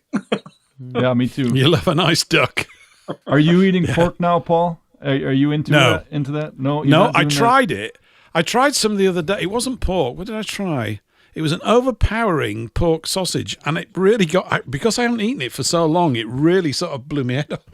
It was a bit too strong. So you could probably attack me with pork crackling, and I'd run away like a big girl. No, don't come at me with that. Run at you with a bacon sandwich. Bacon sandwich. I think I'd still be able to handle a bacon sandwich, though. It was not as intense. Smoky bacon and poached eggs on toast. Oh, God. Nathan Lucius has said, so I didn't mean to talk across you there, it's considered an unclean meat, this is the pig, because pigs eat waste, basically. And in China, they used to have their latrines over the pigsty, so all the human waste that went down, the pigs ate it. Yeah. That's true. Yeah, they do that in Thailand as well. Don't they have a lot of pigs floating around? And there's a joke, isn't there, that a guy... there's a phrase that I think springs up somewhere in Thailand. So a guy had been caught mucking about with extramarital activities and came home, and his wife was none too pleased about this. So while he was asleep, she chopped his pecker off and threw it out the window, you see.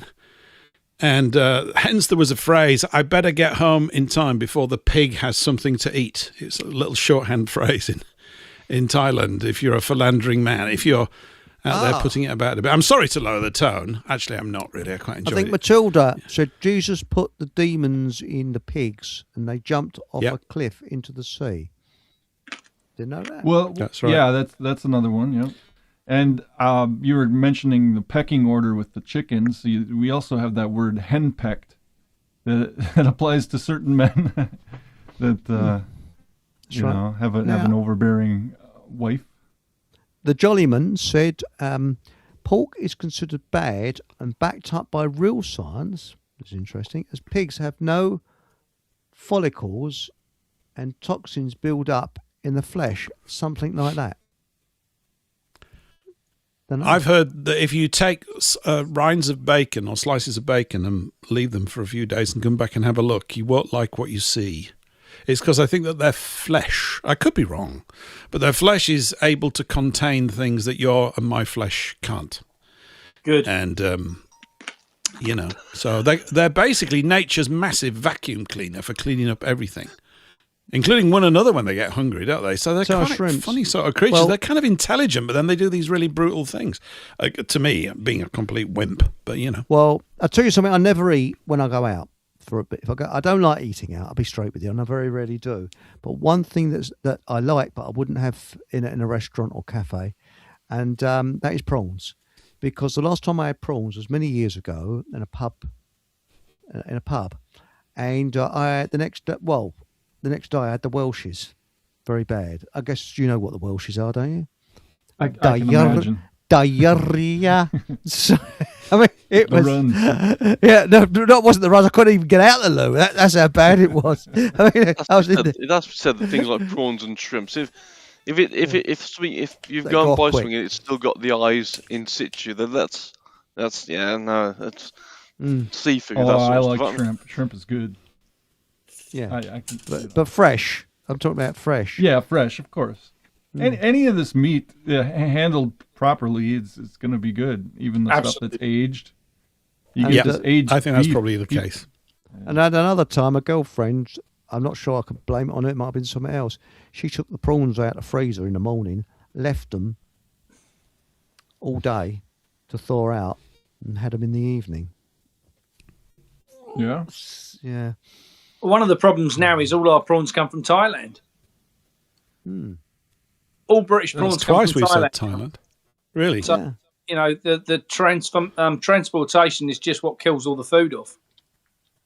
Well, that thing you were saying earlier, Mark, about all the abattoirs not being British, practically. I didn't know that. I don't Not like British knowing it. guns, Well, I not- do like knowing it, but I don't like the fact that it's true. It's out of order. Yeah. Well, the other was it. Warhead Rex says pig will eat humans, so wild pig could hypothetically have done so and be eaten by the unknown hunter. They will, but they can't digest the teeth or the hair. So if you're going to chuck anybody in, make sure you take the teeth out and shave the red, right? Yeah. What's that, Brad So Pitt mass movie? murders out there.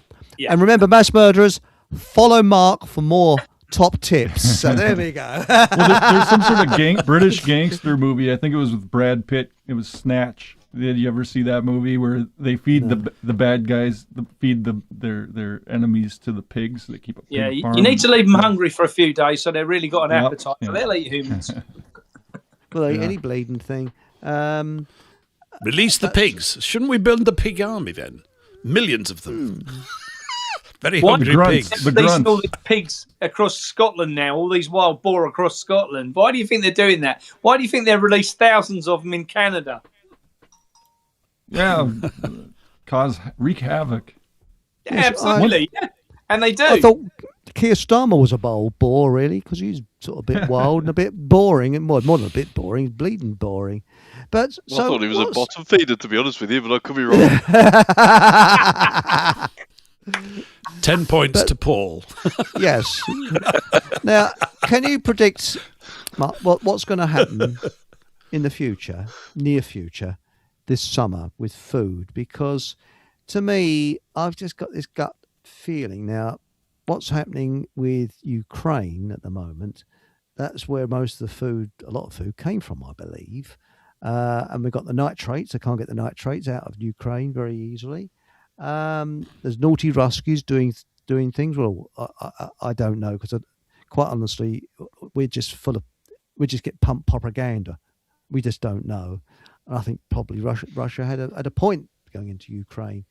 But the thing is that in the near future, I mean, is there anything we should stock up with or watch out for? What's going to happen with the supermarket food? Because things don't last forever. I have a sneaky suspicion, and I said 2026. Everyone talks about 2030 agenda. It's not the 2030 agenda. It's the 2026 agenda. What will be delivered by 2030?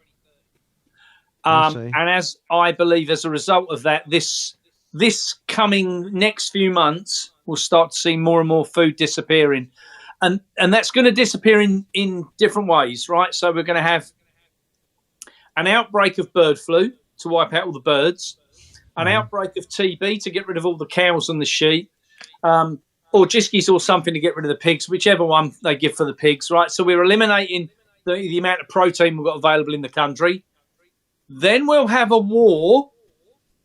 If I was to get my magic ball out, we'll have a war, and that war will envisage, I assume, lots of people going off to go and fight in Ukraine. So there won't be any food coming across that border. And as a country, we're going to be completely fecked. But apart from that, everything's going to be all right.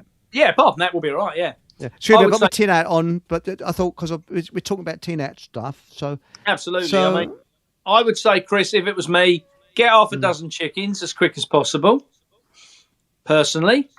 And I would say start stockpiling food. I mean, even the British that's interesting. government is advising people now to stockpile food. Have enough food for 3 days. really. Yeah, righto. Now, Mark Anthony said, "What's Frank Bruno and Keir Starmer got in common? They're both used to being smashed around the ring." What kind of an audience are you breeding here, Eric? What's going on? The normal ones. That's our normal audience. You should know that by now. Brilliant.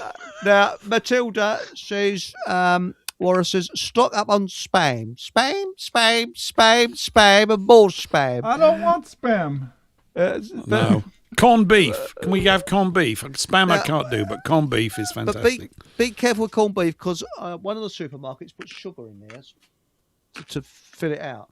But someone said that Fray Brentos is about the worst, but I've always gone with Fray Brentos because I thought it was the best.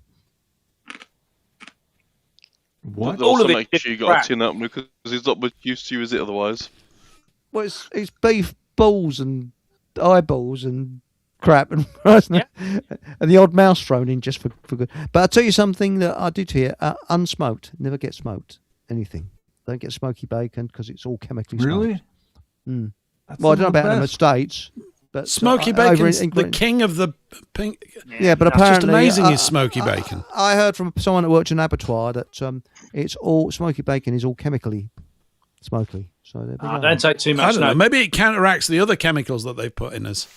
Maybe it's just a big internal chemical war. But now let's have a look. Yeah, we got a question coming. Oh, here it is. It says here, Eric, can I ask a serious question for Bowler Hat Farmer about if he noticed anything different in fruit and veg grown in 2025 compared to previous years? Mm-hmm. Oh, that sounds nice, doesn't it? That's a great soundtrack. This is the sound of a happy, you make me feel man. Bleeding hungry, you are. Sorry. Which is left, by the way. Salivating. I'll tell you, the pork marketing board needs to get hold of you just doing that and just send it out as a 20-second ad. Where the bloody hell did you get those sales will go through the roof, from? mate. Yeah. Hang on a minute. I noticed you got them in a plastic bag and not in a little packet. So where the bleeding hell did you get them from? That's homegrown. Our butchers sell this. Yeah.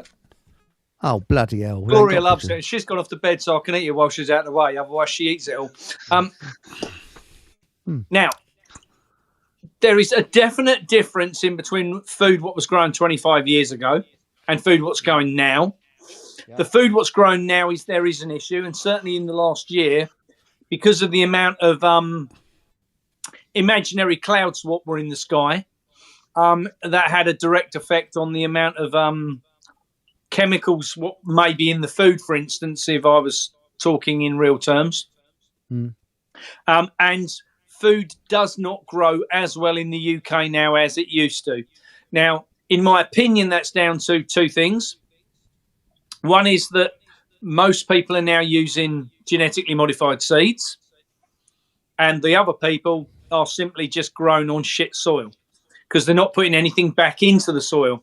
And what we've got to build back is nutritionally dense soil. So needs lots and lots of compost, lots and lots of manure, lots and lots of organic matter, and that's how we build the soil content back up to put the nutrition back in the food. And then if you've got enough nutrition in the soil, it can deal with the chemicals which are coming down from above.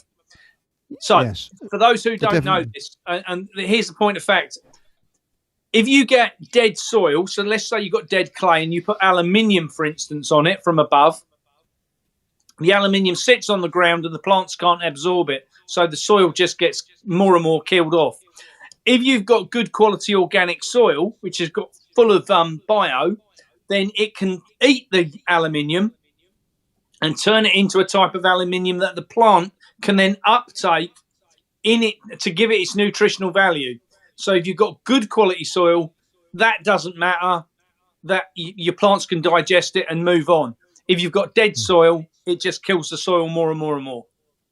Ah, that's interesting. Now, Sixblade, I haven't told him yet, but he's on tomorrow night in a show called Expose Yourself to Survival. Yes, so that's what the show's called, Expose Yourself to Survival. I don't eat dead critters. It's bad for their health. Well, it is really, isn't it? And it doesn't make me fart or stop me from running ultra marathons.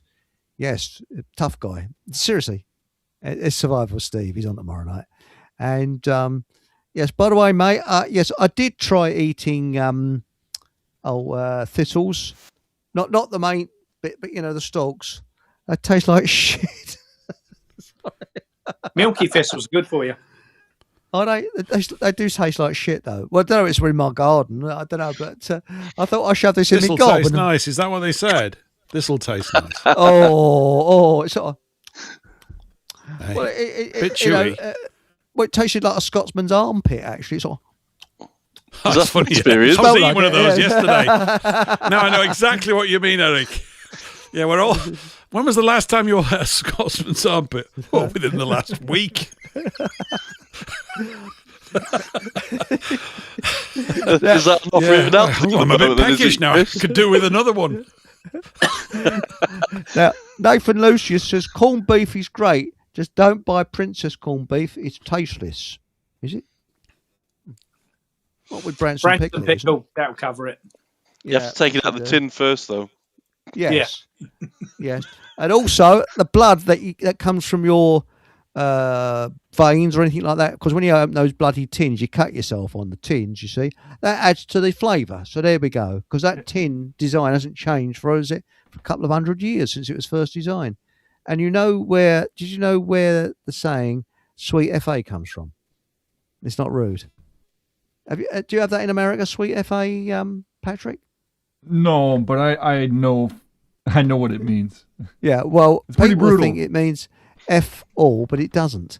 What it was is that the first tins of corned beef that came out didn't go to civilians. It went to the Navy. The Navy bought the whole lot up, the British Navy.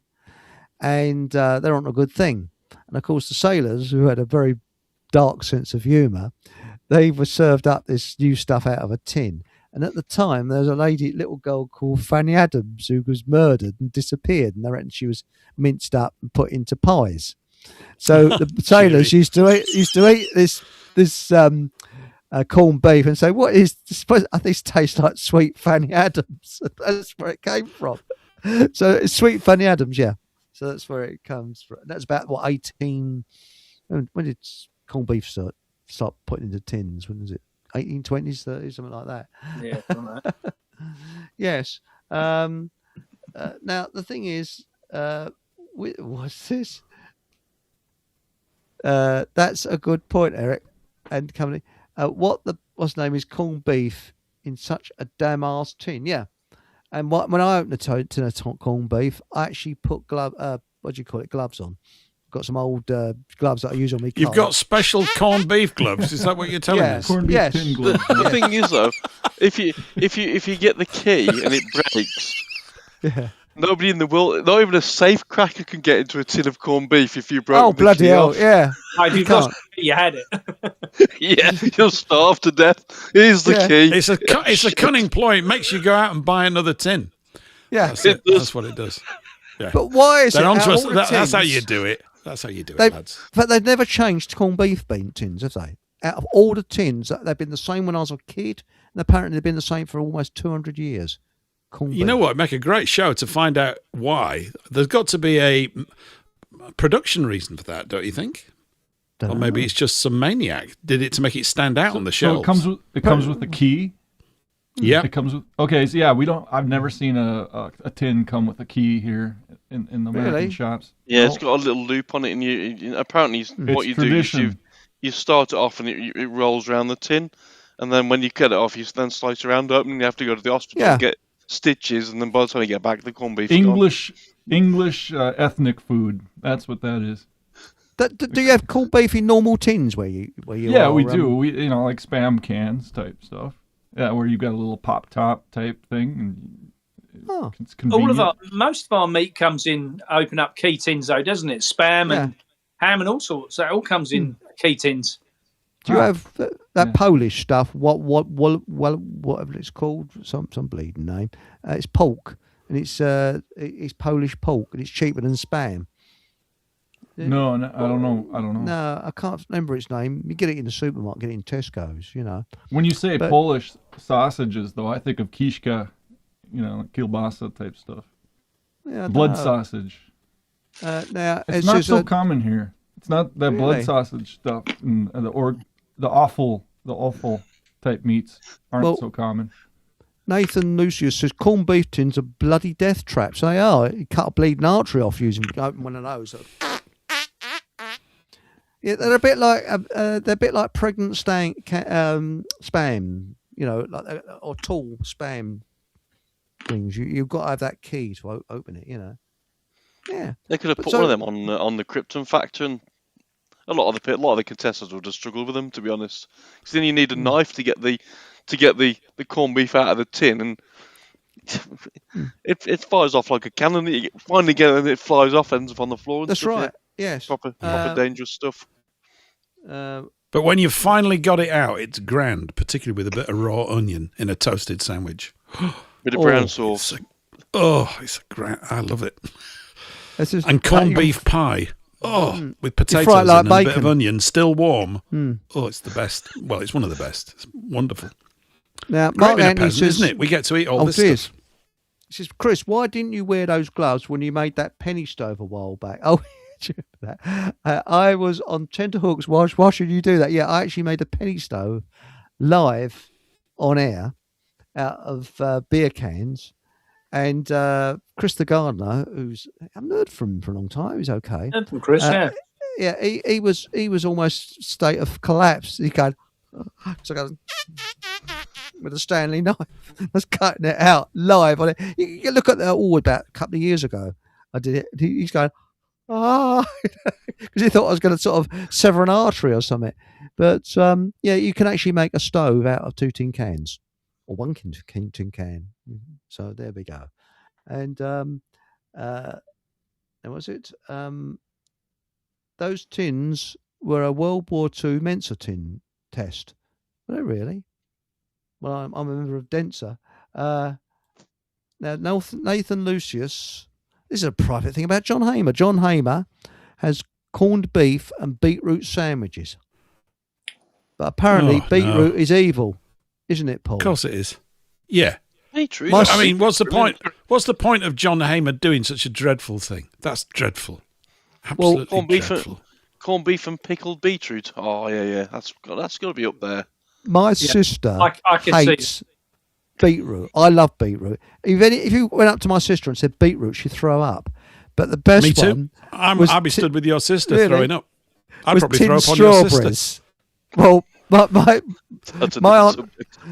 well, my aunt and uncle lived in Kent. You see, Bromley in Kent, not Bromley, Green Street Green near Farnborough in Kent. You see, and when my sister was young, my mum used to take her on what they called charabang, an old coach with all the fumes coming in. Coach to see my aunt and uncle down there, you see, and my sister, all the fumes, those horrible old coaches, used to make her feel sick, and she got a bit of travel sickness as well. And when we got there, they had this obsession thinking that my sister loved tin strawberries. Now she was brought up polite, she couldn't refuse it. I know what you want, my dear, and she's feeling a bit queasy. She wants some tin strawberries. Oh, she's a funny little girl. She's just thrown. Tin strawberries are lovely. Yeah, I like tin strawberries. It doesn't bother me. You know. I think tin fruit's great. Peaches are great. Ooh, and pears. I love tin pears. They're gorgeous. Yeah. See, tin peach with some Tip Top on. Remember the old cans of Tip Top milk? Yeah, it was great. Yeah, I used to have that. Another thing that used to get a key with it. Why they didn't just supply with the tin opener, I don't know, but you used to get a little key that used to just cut a little tiny triangle into the top, and a bit of Tip Top on them. Yeah. Very nice. Anyway, because I know you're all yearning to know, listen to this. Corned beef tins are trapezoidal to allow for efficient stacking, especially for military rations, and to help the solid meat block slide out in one piece when opened with the key. The tapered shape, patented in 1875, means the can can be opened by unzipping a strip with a key, leaving a rimless opening for easy removal, and the smaller top part can often fit over the larger bottom as a makeshift lid to keep leftovers fresh. There you go. Arthur A. Libby designed it, patented it in 1875. I guess that's Libby's this, that, and the other, isn't it, right? Yeah. In 1875. It became a standard for military rations like bully beef and remains because it works well. Says who? I'd say he was trying to get the bloody stuff out of there. Yeah, I know. this is one I should bring up with Survival Steve, who's on tomorrow night, with expose yourself to survival. I'm not going to tell you what the picture is. And what was I going to say now? With MRA, was it meals ready to eat? Have you ever tried one of those army meals ready to eat? They're shit. Sorry. Yeah. We had them. We stocked up a whole bunch. We got pallets full of them actually. Yeah. And shit. Some is better than others. Some are better than others. My favorite was chicken tetrazzini. That was always good. Oh, very nice. That sounds nice. But you get things like Pop-Tarts and things and raisins. They weren't so good. No. They don't keep very well packaged like that. But, if the army had to march, really, if they march on their stomach, if they had put hired, it's shit. It's horrible. Well, I think that statement came from the fact of having food, didn't it, as opposed to having nothing. It didn't have to be good food. It just had to be food. Yeah. You need your carbs and your calories. Yeah. Keep marching. I mean, I got them cheap off of a stall. And they were in date. I thought, well, I'll try this. They were bloody horrible, I might say. It's terrible. Some countries, I've seen it on YouTube where they'll compare countries' MREs. And I think one of the better ones is like Poland and yes. Germany. Certain places. Chinese is supposed to be the worst. Someone said it tastes like plastic. Everything tasted sort of synthetic. Yes. Now, Rocky Road to Love 17 says sardines and tomato sauce on toast is very underrated. Yes, absolutely. Yes. Ooh, yeah, sardines. Yeah, you get some like mayo on some toast and like a wedge of lemon. Oh yeah, on toast. I like the mackerel. I'm more of a mackerelist than I am sardines. I like mackerel in the tomato ketchup. Yeah, and then I put French's mustard on the top of that as well. Now Envero 4000, I think he's in the studio. Nathan Lucius always needed a knife in order to get the corned beef out of the tin, and it was never going back in. Yes, you know the way I got over that? I got one of these bottle openers. You know the ones with and you make a hole like the Swiss Army type. Yeah, that's right. You make a hole at the top of the tin or at the bottom, and lets the air in. You can get the bastard out then. Yeah, because it's air suction. It's the sucking force of the tin. You said that rather well. Yes. Well done. But so we should stock up on what, Mark? So give us the old rundown. So corned beef and beetroot. Obviously, they're a great. Yes, corned beef, beetroot. Corned beef. I definitely think. Whilst I don't necessarily think that the military Tetra Paks are a good thing, they are a survival package. It's what they're there for. If you can get them, I would say put some aside. Bloody expensive, though. Well, they are tin food, packet food. Whilst it doesn't carry the largest amount of nutrition, it does get you out of trouble should you get into it. But for me, it's all about the fresh stuff. You know, we're now coming out of winter. We're now coming into the abundant season of this beautiful country we live in. Chuck 6 chickens, 10 chickens in the garden. Get growing some vegetables. You know, fence your chickens off, obviously, because you won't have nothing otherwise. Get chucking some, you know, whether you've got a patio and you want to put some tubs of compost in and put your veg in them, you know, whether you've got a lawn, turn some of your lawn over, you know, and get some veg beds growing. I would suggest anyone who can grow vegetables this year should be growing vegetables.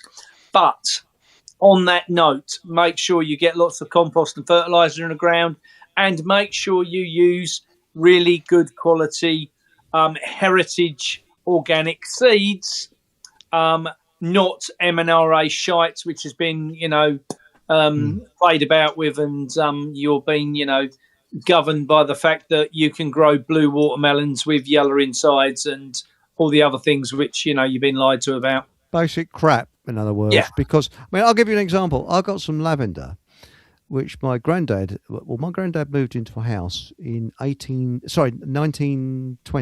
1920. And his house was built in 1842. And there was some lavender there when he moved in. when my mother got married, she took a cutting of that lavender and carried it on. When my parents moved, they took the cuttings with them. I inherited the lavender, so it's Victorian lavender. That lavender would stand a nuclear bomb. You could stick it in the ground; it'll grow. It's fantastic. The smell is gorgeous. I got some French lavender from the supermarket. It wilted and died within a couple of weeks. It will do. Yeah. This is the problem. Nothing's designed to last anymore deliberately. True. That's right. But for economic purposes. Absolutely. How do you get chickens without registering them? Because you don't want to register them. I was wondering when you got to register. Buy them. That's no. Do you christen your chickens? Do you give them a name and stuff? Could have big chicken naming ceremonies. I think you should. Yeah. Because then when they're naughty, you can tell them off in accordance, And what I would suggest is you give them double barrel names so it has more meaning. Do you remember like when we were kids and used to get smacked? And you got smacked for each syllable in your name, and you got a smack for each name you had. And if you had a middle name as well, you made sure you got 4 or 5 slaps, across the way. That's the same with chickens. They need to have good quality names so you can give them a smack backside every time they dig something up they shouldn't. Yep. The thing is, Lucas, what you don't want to do is call your chicken burglar or anything like that, because you don't want to shout at your back door, burglar, burglar. That's a good point. Mind you, if I had a dog and I lived by the sea, I'd call it Shark. Can you imagine taking you for a walk? Shark! Sorry. Where Barefoot Foreigner says, where do we get good seeds from? There was a heritage seed place that you could get it from on the internet. Look it up. Yeah. Heritage Seeds. I think you'll find it's a company called heritageseeds.co.uk. Yeah. I think if someone checks, I haven't got the internet near me, but if you check heritageseeds.co.uk, they're a great source. Now, Warhead Rex says, guys might want to steer clear of lavender. It has xenoestrogens. Yeah. What does that do? Does it change your sex or something? Turns the frogs gay. Does it? Oh, bloody hell. I don't know. Don't bees like lavender? Do bees like lavender? Bees, that's another thing. If we're all going to become apiarists, then we need to be having loads of lavender, don't we? You should be having a big hive, Eric, around that lavender. I'll put lavender under my pillow to get off to sleep, and I'm getting a bit worried about myself. Is that why my next door's dog fancies my leg? That could be the reason. Perhaps I'm giving off something that shouldn't it be the other way around? Probably many dogs that fancy your leg, Eric. It's not just your next door neighbours. My leg's had to go to rape counselling. I mean, that's the trouble, poor leg, it's there. I mean, that's the reason I've got sciatica up my bleeding leg, because it went into shock, So. Your legs have now got pepper spray attached to them. No, putting perfume on it. My leg wants to attract. He likes it. Get out, I don't know what would be worse: the dog fancying your leg or you fancying the dogs. I mean, my partner's Nigerian and they eat dogs, so I don't know. Do they? No, I didn't know Nigerians ate dogs. That must be a bit rough. Well, you get to go in a bleeding restaurant and you get Rover with orange in its mouth or something. Here it is. It's bizarre because when Gloria first came to the country, she could, when we first met, she could not understand why people had dogs as pets, and it was I'm like, what is your problem with that? She went, we eat them. I didn't know. I thought it was only the Chinese that ate dogs. No, they have bush dogs, so they're more like an Alsatian, because they've got plenty of meat on. It's not like eating, one of these little short-legged things. Yeah. It's not like eating one of them. A sausage dog, for instance. I mean, a sausage dog, you just cook it and put it in the bread roll, wouldn't you? Survival tips. The leg's still inside. Picking out a perfect dog breed as a pet. It's dual purpose. Well, the French eat snails, don't they? It's a special breed. So Nigerians. But they eat the big ones. No, is there anything they don't eat? I mean, well, I have said about do they eat white people, because she keeps trying to convince me to go out there. So I'm just trying to get clarification on this, to be honest. Can you carry this barbecue sauce with you when you go out there, please? No, I thought it was any dogs. I thought dogs, because I worked with an Indian bloke, And he said that when he first came over, he said, "What is a donkey sanctuary?" He couldn't quite understand why they had a charity for a donkey sanctuary, because they look on animals a completely different way in India. Yeah. You know, he said, "What is a donkey Asia in sanctuary?" I don't general. understand. Yeah. But no, you know, I've done animals. Don't get me wrong. Between two slices of bread, but I mean, sorry. But no, seriously. Yeah, I was going to say, sorry, Mark. I said that's the best animals you can get between two bits of bread. Yeah. But no, it's a I didn't know that they had that dog. I mean, can you go to restaurants and ask for Fido on toast or something? I don't know. I know they don't tend to eat a lot of beef. Proper meat out there is very expensive, so they tend to find that because grass is quite short, they don't graze a lot of beef. So the cattle farmers up north, which tend to be, you know, one religion, are given permission to drive the cattle down south to feed, and then our religion, let's say, which are down south growing all the vegetables, then they graze the cows over the vegetables and piss each other off. So. Really? Yeah, so meat is quite hard to get out there, so they tend to eat, like these raggedy dogs what go about the bush, and snails and snakes especially. Crocodile eggs they like. I suppose there's plenty of crocodiles. I mean, Matilda, or I said, I had some African snails as pets. They are huge and can eat through concrete. Bloody hell. Because I know that if you lick a snail, it'll kill you. A slug, it's poisonous, very poisonous. But I didn't know that about Africa. But I know that after the war in Nigeria, there's no animals in the jungles. People have eaten them all because there's such food shortages. Well, when they had the civil war out there, they had a civil war, and that was apparently, what Gloria says, a very, very bad time where the Nigerians eat a lot of leaves. To make soups and things, and I was like, what's this fascination with leaves? She said, well, that's all they had to eat. So they lived out in the jungle and in the bush and so forth, and that's what they had to make soup with. So any kind of meat was a bonus. That's amazing, because there was starvation out over there. And any country that's had horrendous starvation, that alters the psyche. Look at Ireland. Still the biggest population. Of the Irish. What, Nigeria? Yeah, the biggest population in Africa. But I know that in Ireland, it wasn't a potato, they had shortages there, and that altered the psyche of the country. Yeah. They look on food, and I think Russia as well. They look on food a different way, like bread. They never throw bread away. They eat everything. Do you know 70% of all Russians grow their own food? I didn't know that. 70% of all Russians grow their own food. I've been there. I know it. They do. They all have their own gardens, and you even go to certain places. And they'll have like cattle, and you'll have the main street, and it's all gated houses, and they all have like tall fences, and it's like sheet metal type fences. And in the morning, the cowboys will come through the main street, and everybody will open their gate and let their cows out with the cowboys out to pasture for the day.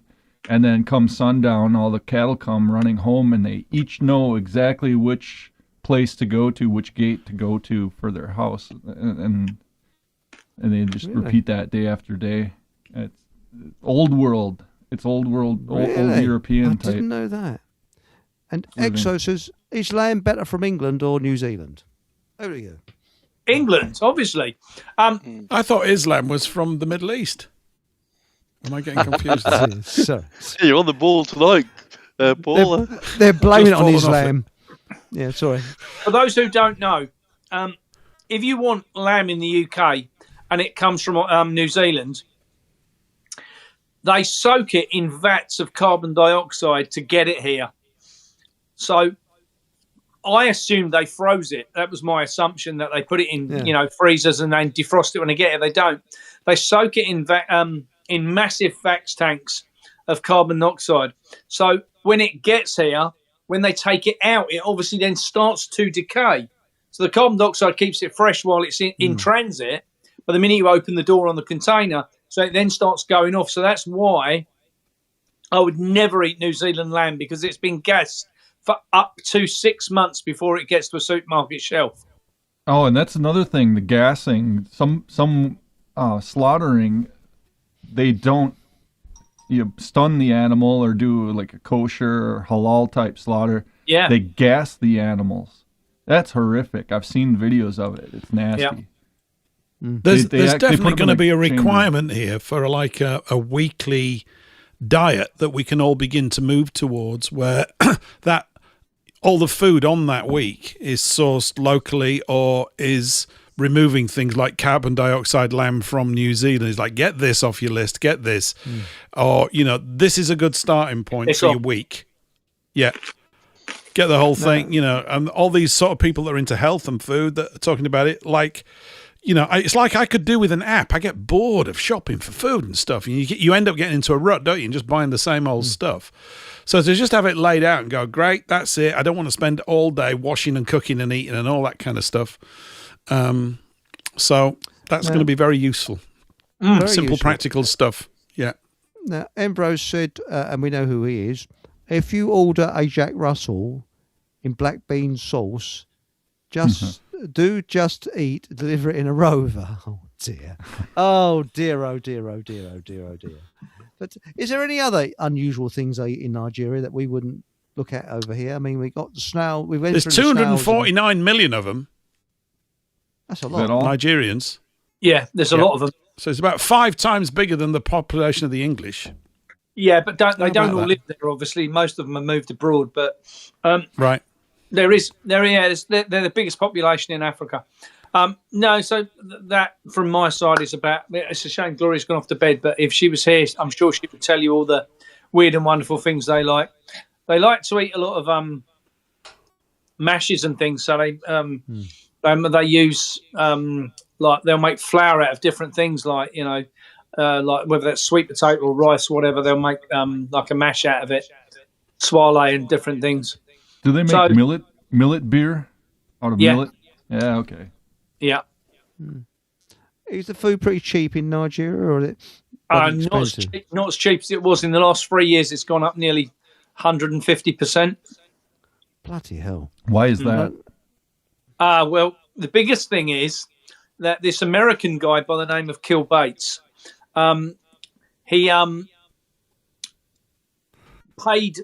apparently paid the government some money to allow the farmers in the north to graze their cattle anywhere under license. So they grazed the cattle in the south, eating all the vegetables. So it removed all the vegetables which were available over that term. And when they were there, if they burnt down the farmer who argued with them, and took his seed away, they were paid extra. So they've created a food shortage within the last 3 years. So 3 years ago, they produced so much food they shipped 90% of it out of the country. 3 years later, they don't produce enough. They don't produce enough to even feed themselves now. I've heard news about that, where the shepherds and that sort of thing are a real pain and a problem, because they'll do that. They'll burn down the farmers that won't let them graze. I mean, you know that there was America's just done some strikes out in northern Nigeria. Yeah. Christmas Day. That was that was part of what this is about. So really? I didn't know that. What's the strikes? A particular group in the north, which have a particular religion, are being paid for by their government, who is that government, is that religion.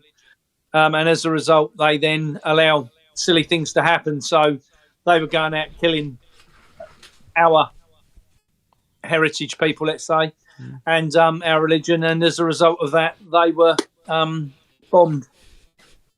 Interesting. I didn't know that. Something like 100,000 Christians were killed in Nigeria in the last year. And you don't hear about it. No one says we don't hear about nothing. And in Japan, before 1945, do you know where the largest group of Christians were? Largest Christian religion, if not probably about, Nagasaki, I think about 99. Hiroshima. Correct. Yeah, it goes back to the 1600s when the Jesuit missionaries first came in there, and it was in Nagasaki. There were all sorts of martyrs that occurred at that time too. But I don't think there were nuclear bombs that they dropped. No, I think they were just big bombs that went off. They were. I actually spoke to a friend of mine who's called Tokyo, and I was having a beer with him one night, and we were talking about it, and he said Mark, he said, this bollocks, they don't exist. I said, what do you mean? He said, my parents and my grandparents were in both Nagasaki and Hiroshima. He said, and on different sides of the family, he said, they doused the place with napalm for days and days and days. So when they dropped the bombs, everything went up in flames. He said there was never no nuclear bombs dropped. And that's been proven scientifically. Yeah. They've done soil samples, and apparently they had mustard gas, which gave them which they said was radiation sickness. Yeah. And I actually doubt that's a whole show in and of itself. Well, I question whether nuclear bombs exist. But nuclear on power the fact does. that we were told they did exist, it's allegedly kept world peace for nearly 80 years. I think their bombs are laced with radioactive crap. Yeah, probably uranium, something like that. And when you look at a nuclear power station, how big it is, how huge, and there's lots of scientists say they can't put it into a bomb. I think it's just an excuse for them not to declare war and put it to a vote to the people. And we can't declare war because then it'll escalate into nuclear war, and then it'll end of humanity. And of course, they can use a nuclear war thing to keep people in fear. And of course, and I think I've said a few times, Chris, that if what we're told is true, that the mushroom cloud expands at 1,000 miles an hour, yet those aircrafts, they've spoken to pilots who've flown them. Well, the planes at the time would not have been fast enough to get away from it. It's simple. The planes would have been evaporated as part of it. Yeah. Well, Commander, I think it was Cheshire, was on board one of those planes as the English observer. And he said it was like a giant hand that shook the plane. Now, conventional explosives would do that. Have you seen conventional explosives? It goes up in a mushroom cloud. Exactly the same. And when I was at school, there was a contract teacher that came in that was in the Far East during the war. He was in the RAF on ground crew. And the RAF were with the United States Air Force at that time. They were combined.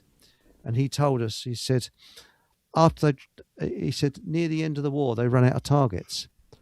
And the pilots were ordered to strafe anything that moved, even if it was Red Cross, hospitals, children, didn't matter. Absolutely scare the living daylights out of the civilian population. He said, you won't read that in the history books, but that's true. David Irving, you'll read it in his book on Friday. You probably would. On Dresden. Yeah. For sure. No, but this was in Japan I'm talking about. Yeah. I know that they bombed, I don't know, has David Irving said anything about Japan, written anything? Paul would know. Paul? Well, you know? What's that? Has David Irving written anything about Japan? Or is it just... Not that I'm aware of. No. But no. And Thomas Goodrich did, but as part of his sort of, I think, the follow-up to Hellstorm, but I don't think David Irving has. Not that I'm aware of. Paul, I heard you on Rhea Bow's show this morning. That was good. It was fun. Yeah, we had fun. Rhea Bow. Yeah, we were big. I was bigging you up, Mark. I was just talking because I rock up every 2 weeks for an hour, and she's going to pitch in here on this. You don't know about her, but I'll fill you in during the week. But she's a whiz. Yeah, she said once we got a morning show going, she might pick it up and stick it on WBN 324. So there's a lot of piggybacking with this kind of stuff, and it's great. It's just exposure, and everybody just sort of tries to glue anything in that's good. So yeah, the morning show, I don't know what we're going to call it. It's just lots of cow signs and everything, something like that. And also something's happening big on the 26th of January. Yeah, I'm going to the toilet. Yeah, I'll be going to the toilet on 26th. I'm going to his funeral. No, he's talking about now. No, never mind. Sorry. Yes, 26th. Oh, yes, you're going to the toilet. Yes, yes. 26th of January, we are all combining forces, definitely, to launch the new Food for Thought radio station, which is going to just cover every subject what we can't talk about on social media. And that I'm forever getting myself banned on social media. I've got, 85,000 followers, and I'm forever getting banned from talking to them because of the things I cover. And that is what we've got to achieve on the radio stations. And please, we'll have to make an appointment. and sorry, also, go on. police will have to make an appointment if they want to come along and arrest someone. Don't just come out of the blue. They'll have to make an appointment so we can give them a nice greeting. Here's Mark. Here's Mark bigging himself up. This is Mark, the bowler hat farmer, here at Food for Thought Radio. We're going to be bringing you up-to-date news on what's happening in the food and farming revolution, which is taking part across the UK. Check us out on our live show on a Wednesday night at 7 o'clock on fftradio.com. That's Mark, the bowler hat farmer, here live on Food for Thought Radio, where the truth is never no more than a minute away. This brilliant. How about that, eh? That's bloody good, that is. And he's good. You're a natch, Mark. You're a natch. And you know what else I did? You know those things I sent over to you, Mark? Those little sort of made-up jingles? Yeah. Do you want me? I want to play one. Go on, go for it, because they're brilliant. I'm going to play this first. Patrick put me. There's a thing called Sono which generates jingles. Listen to this. I just typed some stuff in. This is one of the things it came up with. It just bombed these things out, right? Cluck, cluck. Wake up your mind. Move. Fill up your day. Oink, oink, oink. Smart little bites that brighten your way. You're listening to Food for Thought Radio. Here at fftradio.com. Cluck, cluck, oink. Food for Thought Radio. Here at fftradio.com. Cluck, cluck, wake. Excellent. There you go. It bombed out loads of them. And we'll get it in an English accent. I don't know. I was just playing around with it. But it's ridiculous. So we don't have a problem now with jingles and stuff. We can just crank things out. But we've got lots of people offering up voices and things. Yeah, it's going to be a lot of fun, this. It's going to be a right old mess, believe you me. It's going to be baling wire and glue and lots of shouting and things getting cocked up. It's going to be hilarious. It's going to be bloody hilarious. It is, yeah. The thing is, it's the jingles that get people. And that's what the mainstream use.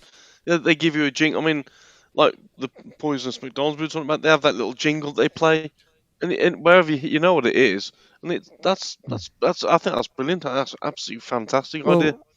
You know, it is. It's great. You want another one? Here's another one, right? Here's another one. Please. It's just to keep us all in, because we're all kids, aren't we?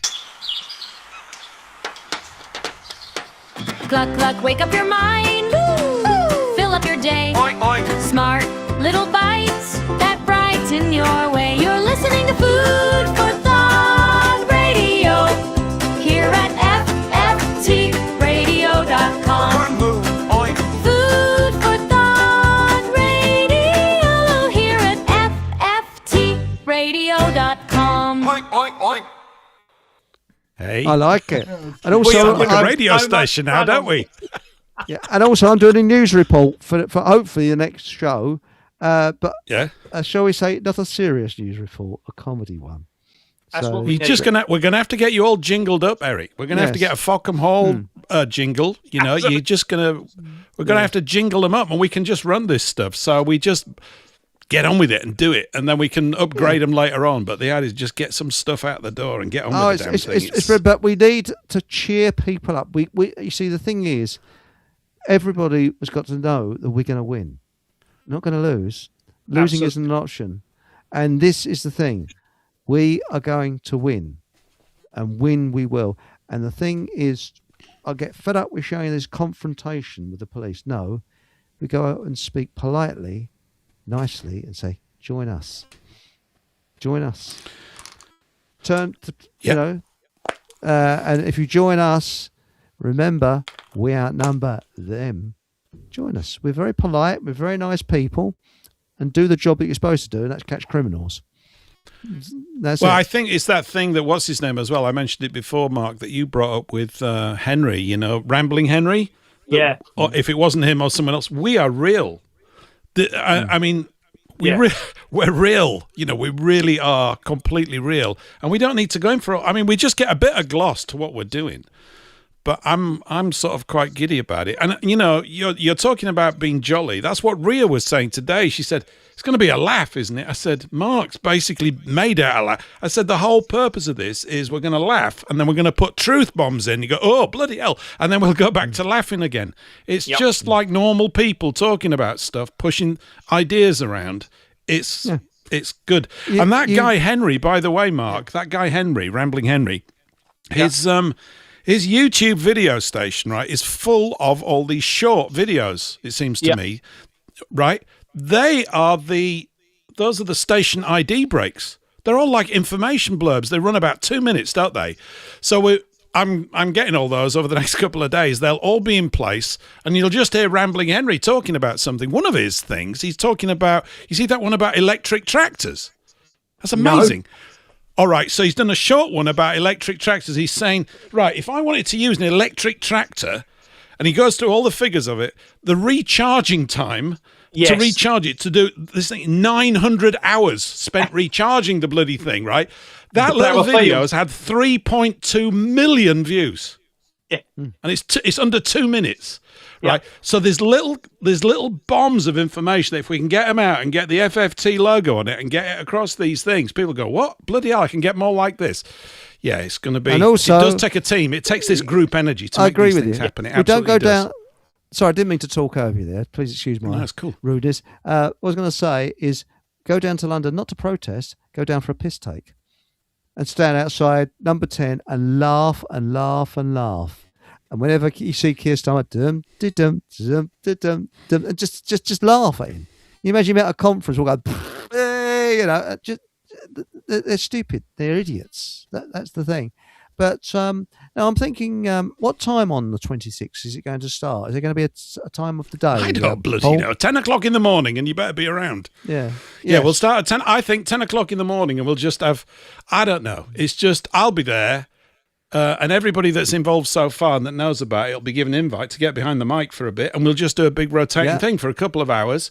And then there's lots of material to find. It won't always be appropriate, though, to start off with. I just don't think it will, right? We're just going to stitch as much together as we can. And then when we see that these holes are all over the place, and if the audience comes, the invite to everybody is, are you a musician? We want you to submit your stuff. Do you want to be a guest? We want to hear from you. Do you want to even host a show? Have you got the time to do that? In a reliable fashion. We've got to make the schedule reliable. That's the main thing. This show starts at this time, it ends at that time, and then somebody else is on after that. That's all that's all we all need to know. I mean, you don't expect people to have it on all day, although it's probably going to be so amazing they won't want to turn it off. They're just after a few months, after we've matured. So I reckon maybe by the time we get to the end of March, give us a couple of months, right?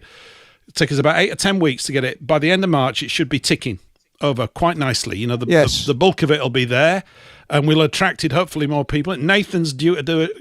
I know he's listening, so I'm pushing you around a bit, but he's going to do something, and we're trying to just pull people in and do it. If people have already got existing podcasts, we'll take them for now. We'd love to get people fitted into the schedule, but if they're pre-recording stuff, as long as it's kind of just under an hour or just under 2 hours, we can put it in. It's when it goes into wonky lengths, it makes it really difficult from a scheduling point of view. I agree with you. So that's I'll tell you another good thing. I've been listening to the 1960s pirate ships. Now, they had some bloody good jingles on them. We can't use copyright, but there was one, like a really catchy tune. Dun, dun, dun, dun. Radio Big L, that was it. And it was really catchy because people were it's the best one. Radio London. It's the best one. Their jingles. They were done by a company. Now, in this AI thing, right, you can get it to mimic styles. I just typed a few words in. I don't know what was going to come. I had 10 minutes the other day, right? So there's the name of a factory out in Dallas that did all these jingles in the 60s. I've forgotten the name of it now. Patrick might know, but he might not. I might have embarrassed him. They used to get these big orchestras together, with like 50 singers and sing these radio jingles. They're brilliant. They just lift you right up. And so when they were setting up Radio London in early days of pirate radio, they put a lot of money into it. Yeah. Yeah, the transmitters were built somewhere out in Florida. They went to an American company. They sailed the boats over. The transmitter mast broke coming over the Atlantic, so they delayed a bit. But as soon as they got up and running, it was the best one by miles. So this is part of the thing that kicked the government off. And the jingles are just brilliant. Yeah. And we need jingles. We absolutely need them. Yeah. But they lied to get rid of them. And what they did, they made out that they were broadcasting on emergency service wavelength, and they weren't. Yeah. And they made out that people had been killed and injured because the emergency services couldn't get through. You mean they told untruths, Eric? No. Really? The government told things lie. that were not true? And This also, is a shocker. the commandos or Marines illegally boarded these places. And you can hear the broadcasts actually on YouTube of when they're still broadcasting. And the chap says, yes, they're just coming in now, and we're going to carry on broadcasting. And they carried on broadcasting whilst the ship was being attacked by Marines, British Marines. Well, Radio Caroline, that didn't they? They had all sorts of issues. I know one of the guys who, my best mate, his father-in-law is one of the original guys off of Radio Caroline. He still does a station now on Radio Caroline. Does he? Really? Yeah. Well, Radio London set up round in a farm round the corner from where I live. This was all 15, 20 years ago. My father was still alive at the time, and because my dad was interested. And the chap was the engineer, and he still had all the equipment for it. And I picked it up as far away as Harlow, which is about 14, 15 miles away. But they got a license and did it originally for, I think it was a weekend. And there was on a farm and on a porter cabin on this farm. And I went round there, I think because they were hungry. They wanted to, so I took some food round for them, because, and it's a pretty boiling hot summer. It's about sort of July, August time. But Exo has mentioned Radio Luxembourg. Yeah, with Radio Luxembourg, I think they recorded it in London, didn't they? And then they sent the tapes to Luxembourg. I don't think they could do it live. It was thrilling, though, wasn't it, Radio Luxembourg? I remember getting a transistor radio when I was about 12 or 13, early 70s, right? First time I'd ever got my dad bought me a transistor radio. I think I got one for Christmas or something like that. And you know that little earpiece, and I'm on the bench, and it's all fading in and out, just at the good part of the song. But it was cool. The idea was like the world had come into your bedroom. Oh, it was genuinely, and that's why we're talking about it with such warmth, because there's a real connection with the audience. It's fantastic. That's right. So we're all about to become the new Tony Blackbird DJs of Food for Thought Radio, mate. It's all for charity, and it really is for charity. It's great, mate. Yeah, it's going to be fab. I'll tell you another one. Radio Caroline's still going. Yeah. But legally on the internet. And then they had Radio Mi Amigo, because my sister used to listen into all the pirate stations, because I say she's much older than me, and I was a little tot at the time. And I remember, I don't remember the actual people on there, but I remember when they closed them down. And one of the disc jockeys said that off the coast of Clacton, now Clacton has always been a depressed area, and he said it was creating work because the fishermen would take tourists out to see the ships, to watch, and they needed to be supplied, and all the local businesses, farms and people like that, for the supply ships that took all the stuff there. But I mean, I was actually on his show, Dave Lee Travers, many years ago. DLT, the hairy cornflake. Yeah, I met him, and I think he's retired now. But there's loads that started on those ships, and I'll tell you something. I think it was either he or Kenny Everett invented the twin turntables. The turntables where they could. That's right, mate. After another. Yeah. Sorry.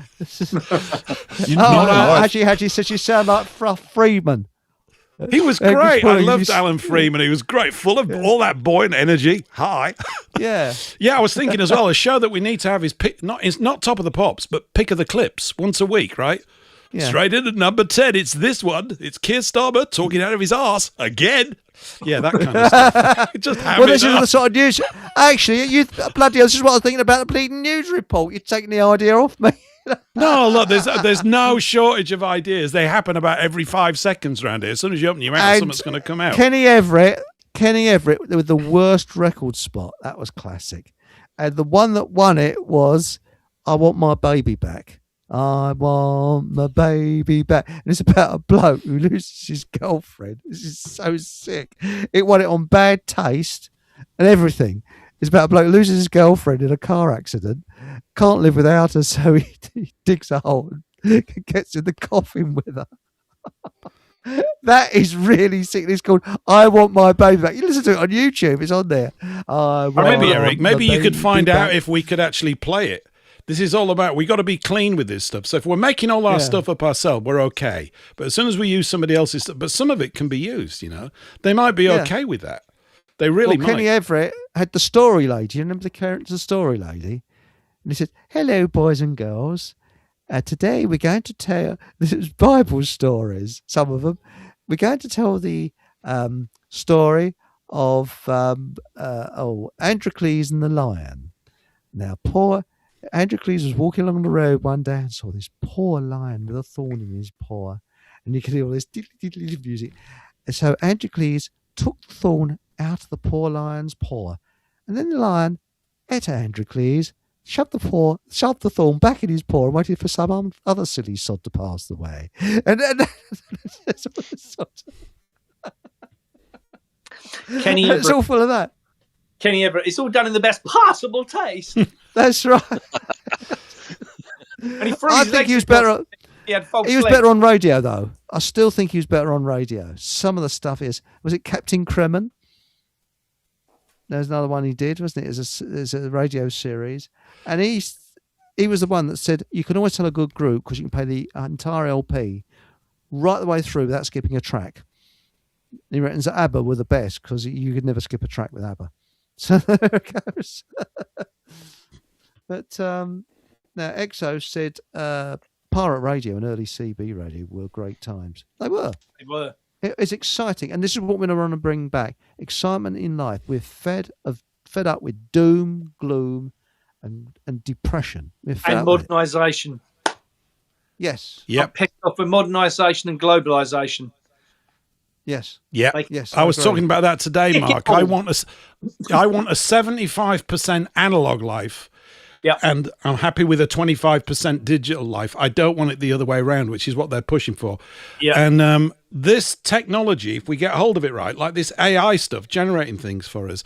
I spent yesterday, I love Saturdays. I'm always pottering around, sort of, it's just self-indulgent time on Saturdays, fighting around, with toys and things, just to give me ideas. I was looking at stuff with AI, and I had all these little pennies drop. I'm like a thicko, but I've not looked at it because I don't want to look at it, right? I'm just sort of like, I'm quite happy being a bit of an old fart, but there's no need to be, because all of this sort of technical grunt work that you have to do, and things like getting your message out across all these social media platforms, you are all now, even though you don't know it, but I do, you're all coders. Sorry, yeah. You can actually do your own code. You don't need to know any code at all. You just talk to these things or type your instructions in, and it's going to build what you want. And the more intelligent you get about how you prompt it, the better the sort of stuff that you're going to get back. And it's going to get rid of an awful lot of drudge. We can do so much with it in a way that and the thing that makes the difference is this: real people in real time behind microphones, and nobody quite knows where the conversation's going to go. We don't know, do we? Yeah. And that's what makes it cool. This is why I'm a bit loose with titles. Oh, by the way, Haji said, I'm wrong. I'm terribly sorry. It wasn't what was his name? Travers. It says Jimmy Savile invented the twin decks. I've just checked it out. I'm sorry. Yes, I was wrong. It was Jimmy Savile. It wasn't. What was his name there? Something Travers. Now then. Yes. I thought it was something. I thought it was simply talk worded about him that he liked. Yeah. Not impressed with twin decks now. Yes, Patrick, did you hear about Jimmy Savile in the States, or is he an unknown quantity? Oh yeah, they know. I've heard of him mostly through alternative media, though. They don't really talk about him on the mainstream media.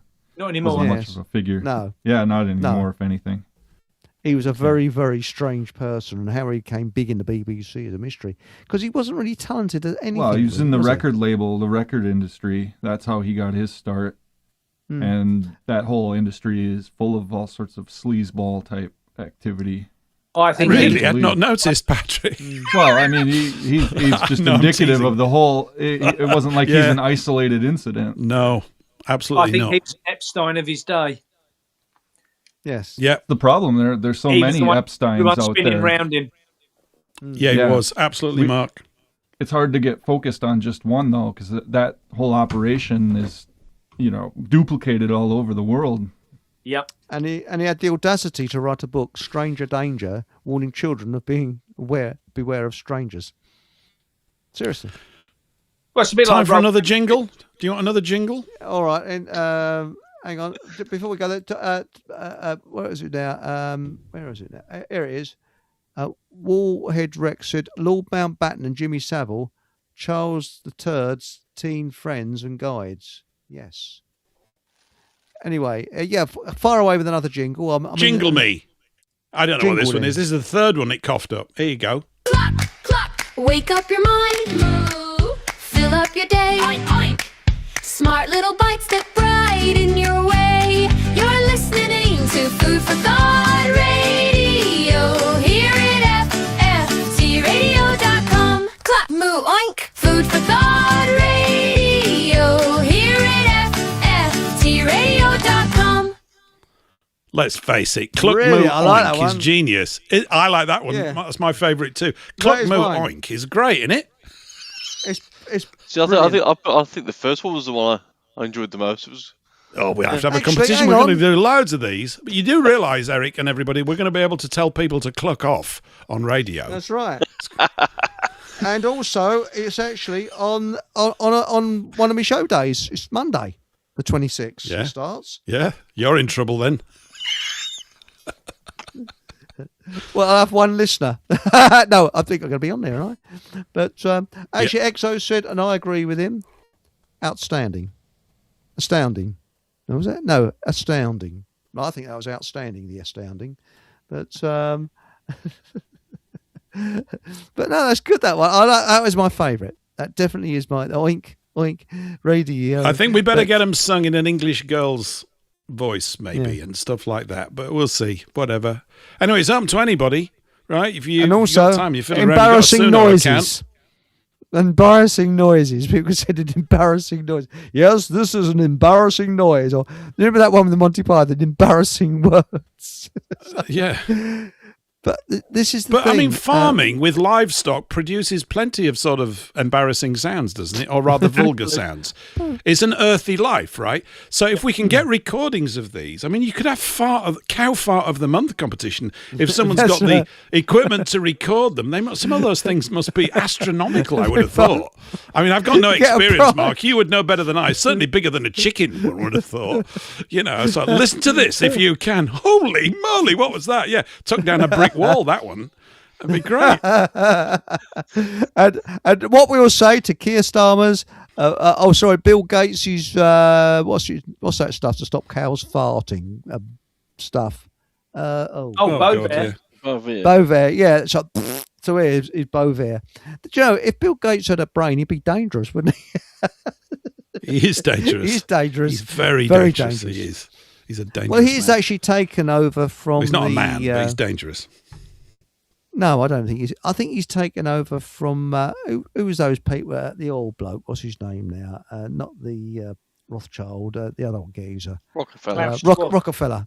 He's taken over from the Rockefellers as being nasty man of the decade or century or whatever.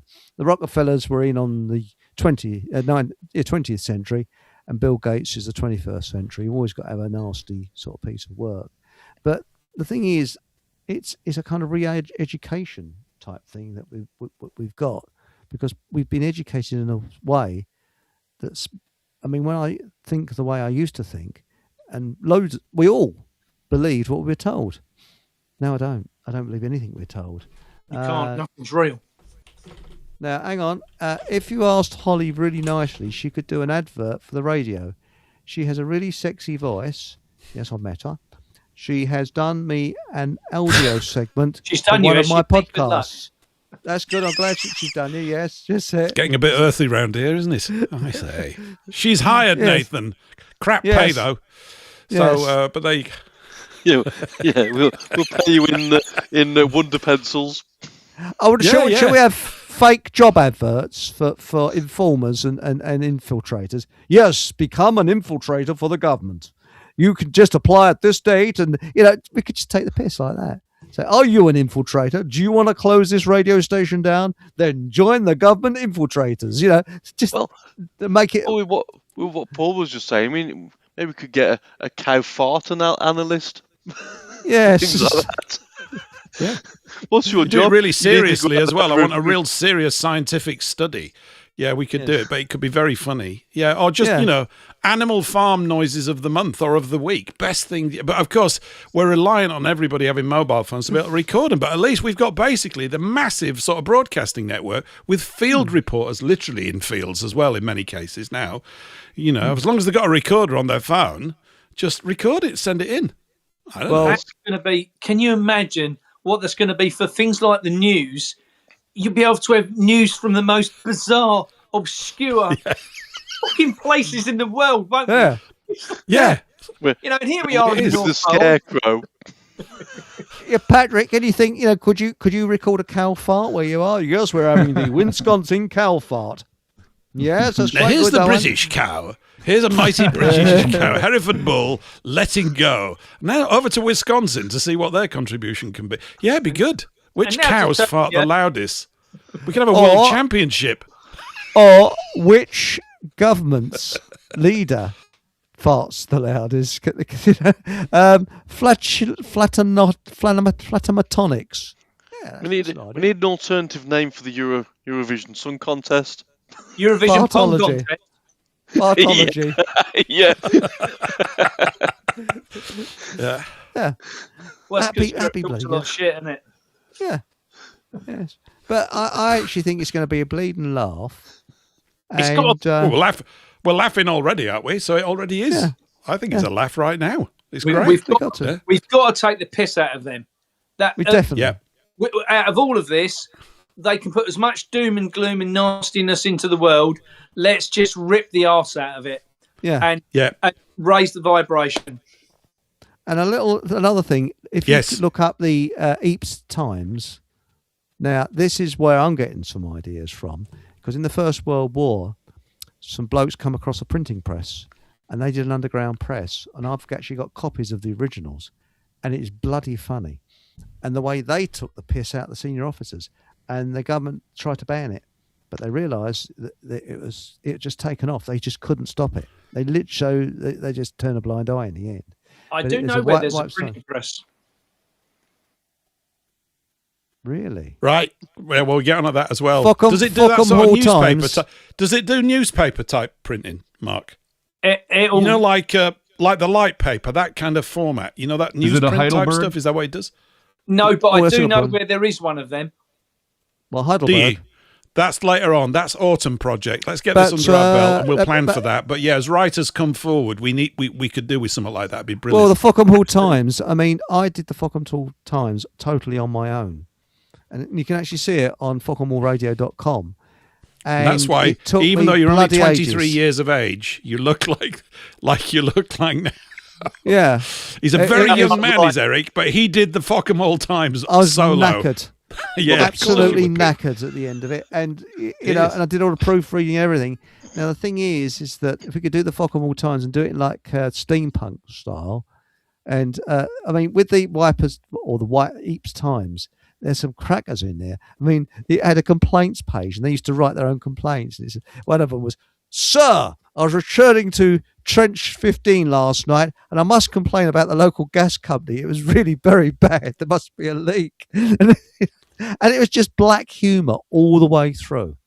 And this is what we need, this black humour, taking the piss all the time. Well, look, Chris, there is so many people around the world that do not want to play their game. All we need to do is to bring all these people together. Yeah. And that's what I'm hoping the radio station will give us a chance to do. But it will. And, and then the food, the health, the education side, we can roll off the back of that. But the big thing at this point is bringing all these people together who want to change the way things are going and get them involved in the radio station, like we say, further down the road, magazine, newspaper, whatever that needs to look like. And let's get all these people coming together on a daily, weekly, monthly basis to push the correct agenda. Yep. Spot on. And remember, 10 o'clock, 26th of January, Monday the 26th of January, we'll be broadcasting on, what's it now? FFTradio.com. Food for thought. Thought Radio. .com international. Global, worldwide, Global, universal, and, throughout the galaxy. From Greenland, and live from Greenland, we've got. Sorry. By the way, do cows fart? Do they actually fart, or have I just? I remember hearing a clip from some. They don't, do they? No, they burp. They can't fart. And also, are they aggressive? I mean, can they actually attack you? Are they very aggressive? Yeah. Cows. I thought they were. Yeah. Normally, girls only if they've got a calf near them, and boys only if they've got girls near them. But apart from that, they're really good. Yeah, read some. What was that cow, Mark? You know, on Clarkson's series, he went off and spent a lot of money on that bull, didn't he? Or he looked at that bull. God, that was a beast. It was absolutely enormous. That thing. Was it over 2 tons or something? It was. Yeah. Like 2 tons. I'm sure that was massive. Yeah. Just by being near it, I thought, I don't want that falling on me. Not they would, No. but it's just a huge beast, literally, just a big unit, massive unit. It was. My mate pissed his bull off, and it tipped his Land Rover over with him in it. Really? Can we get him on the show? We want that story. That's what we want. That's what we want. Bull versus Land Rover stories. Well, look what happened around the Horn. This was around the Horn with Kenneth Horn years ago.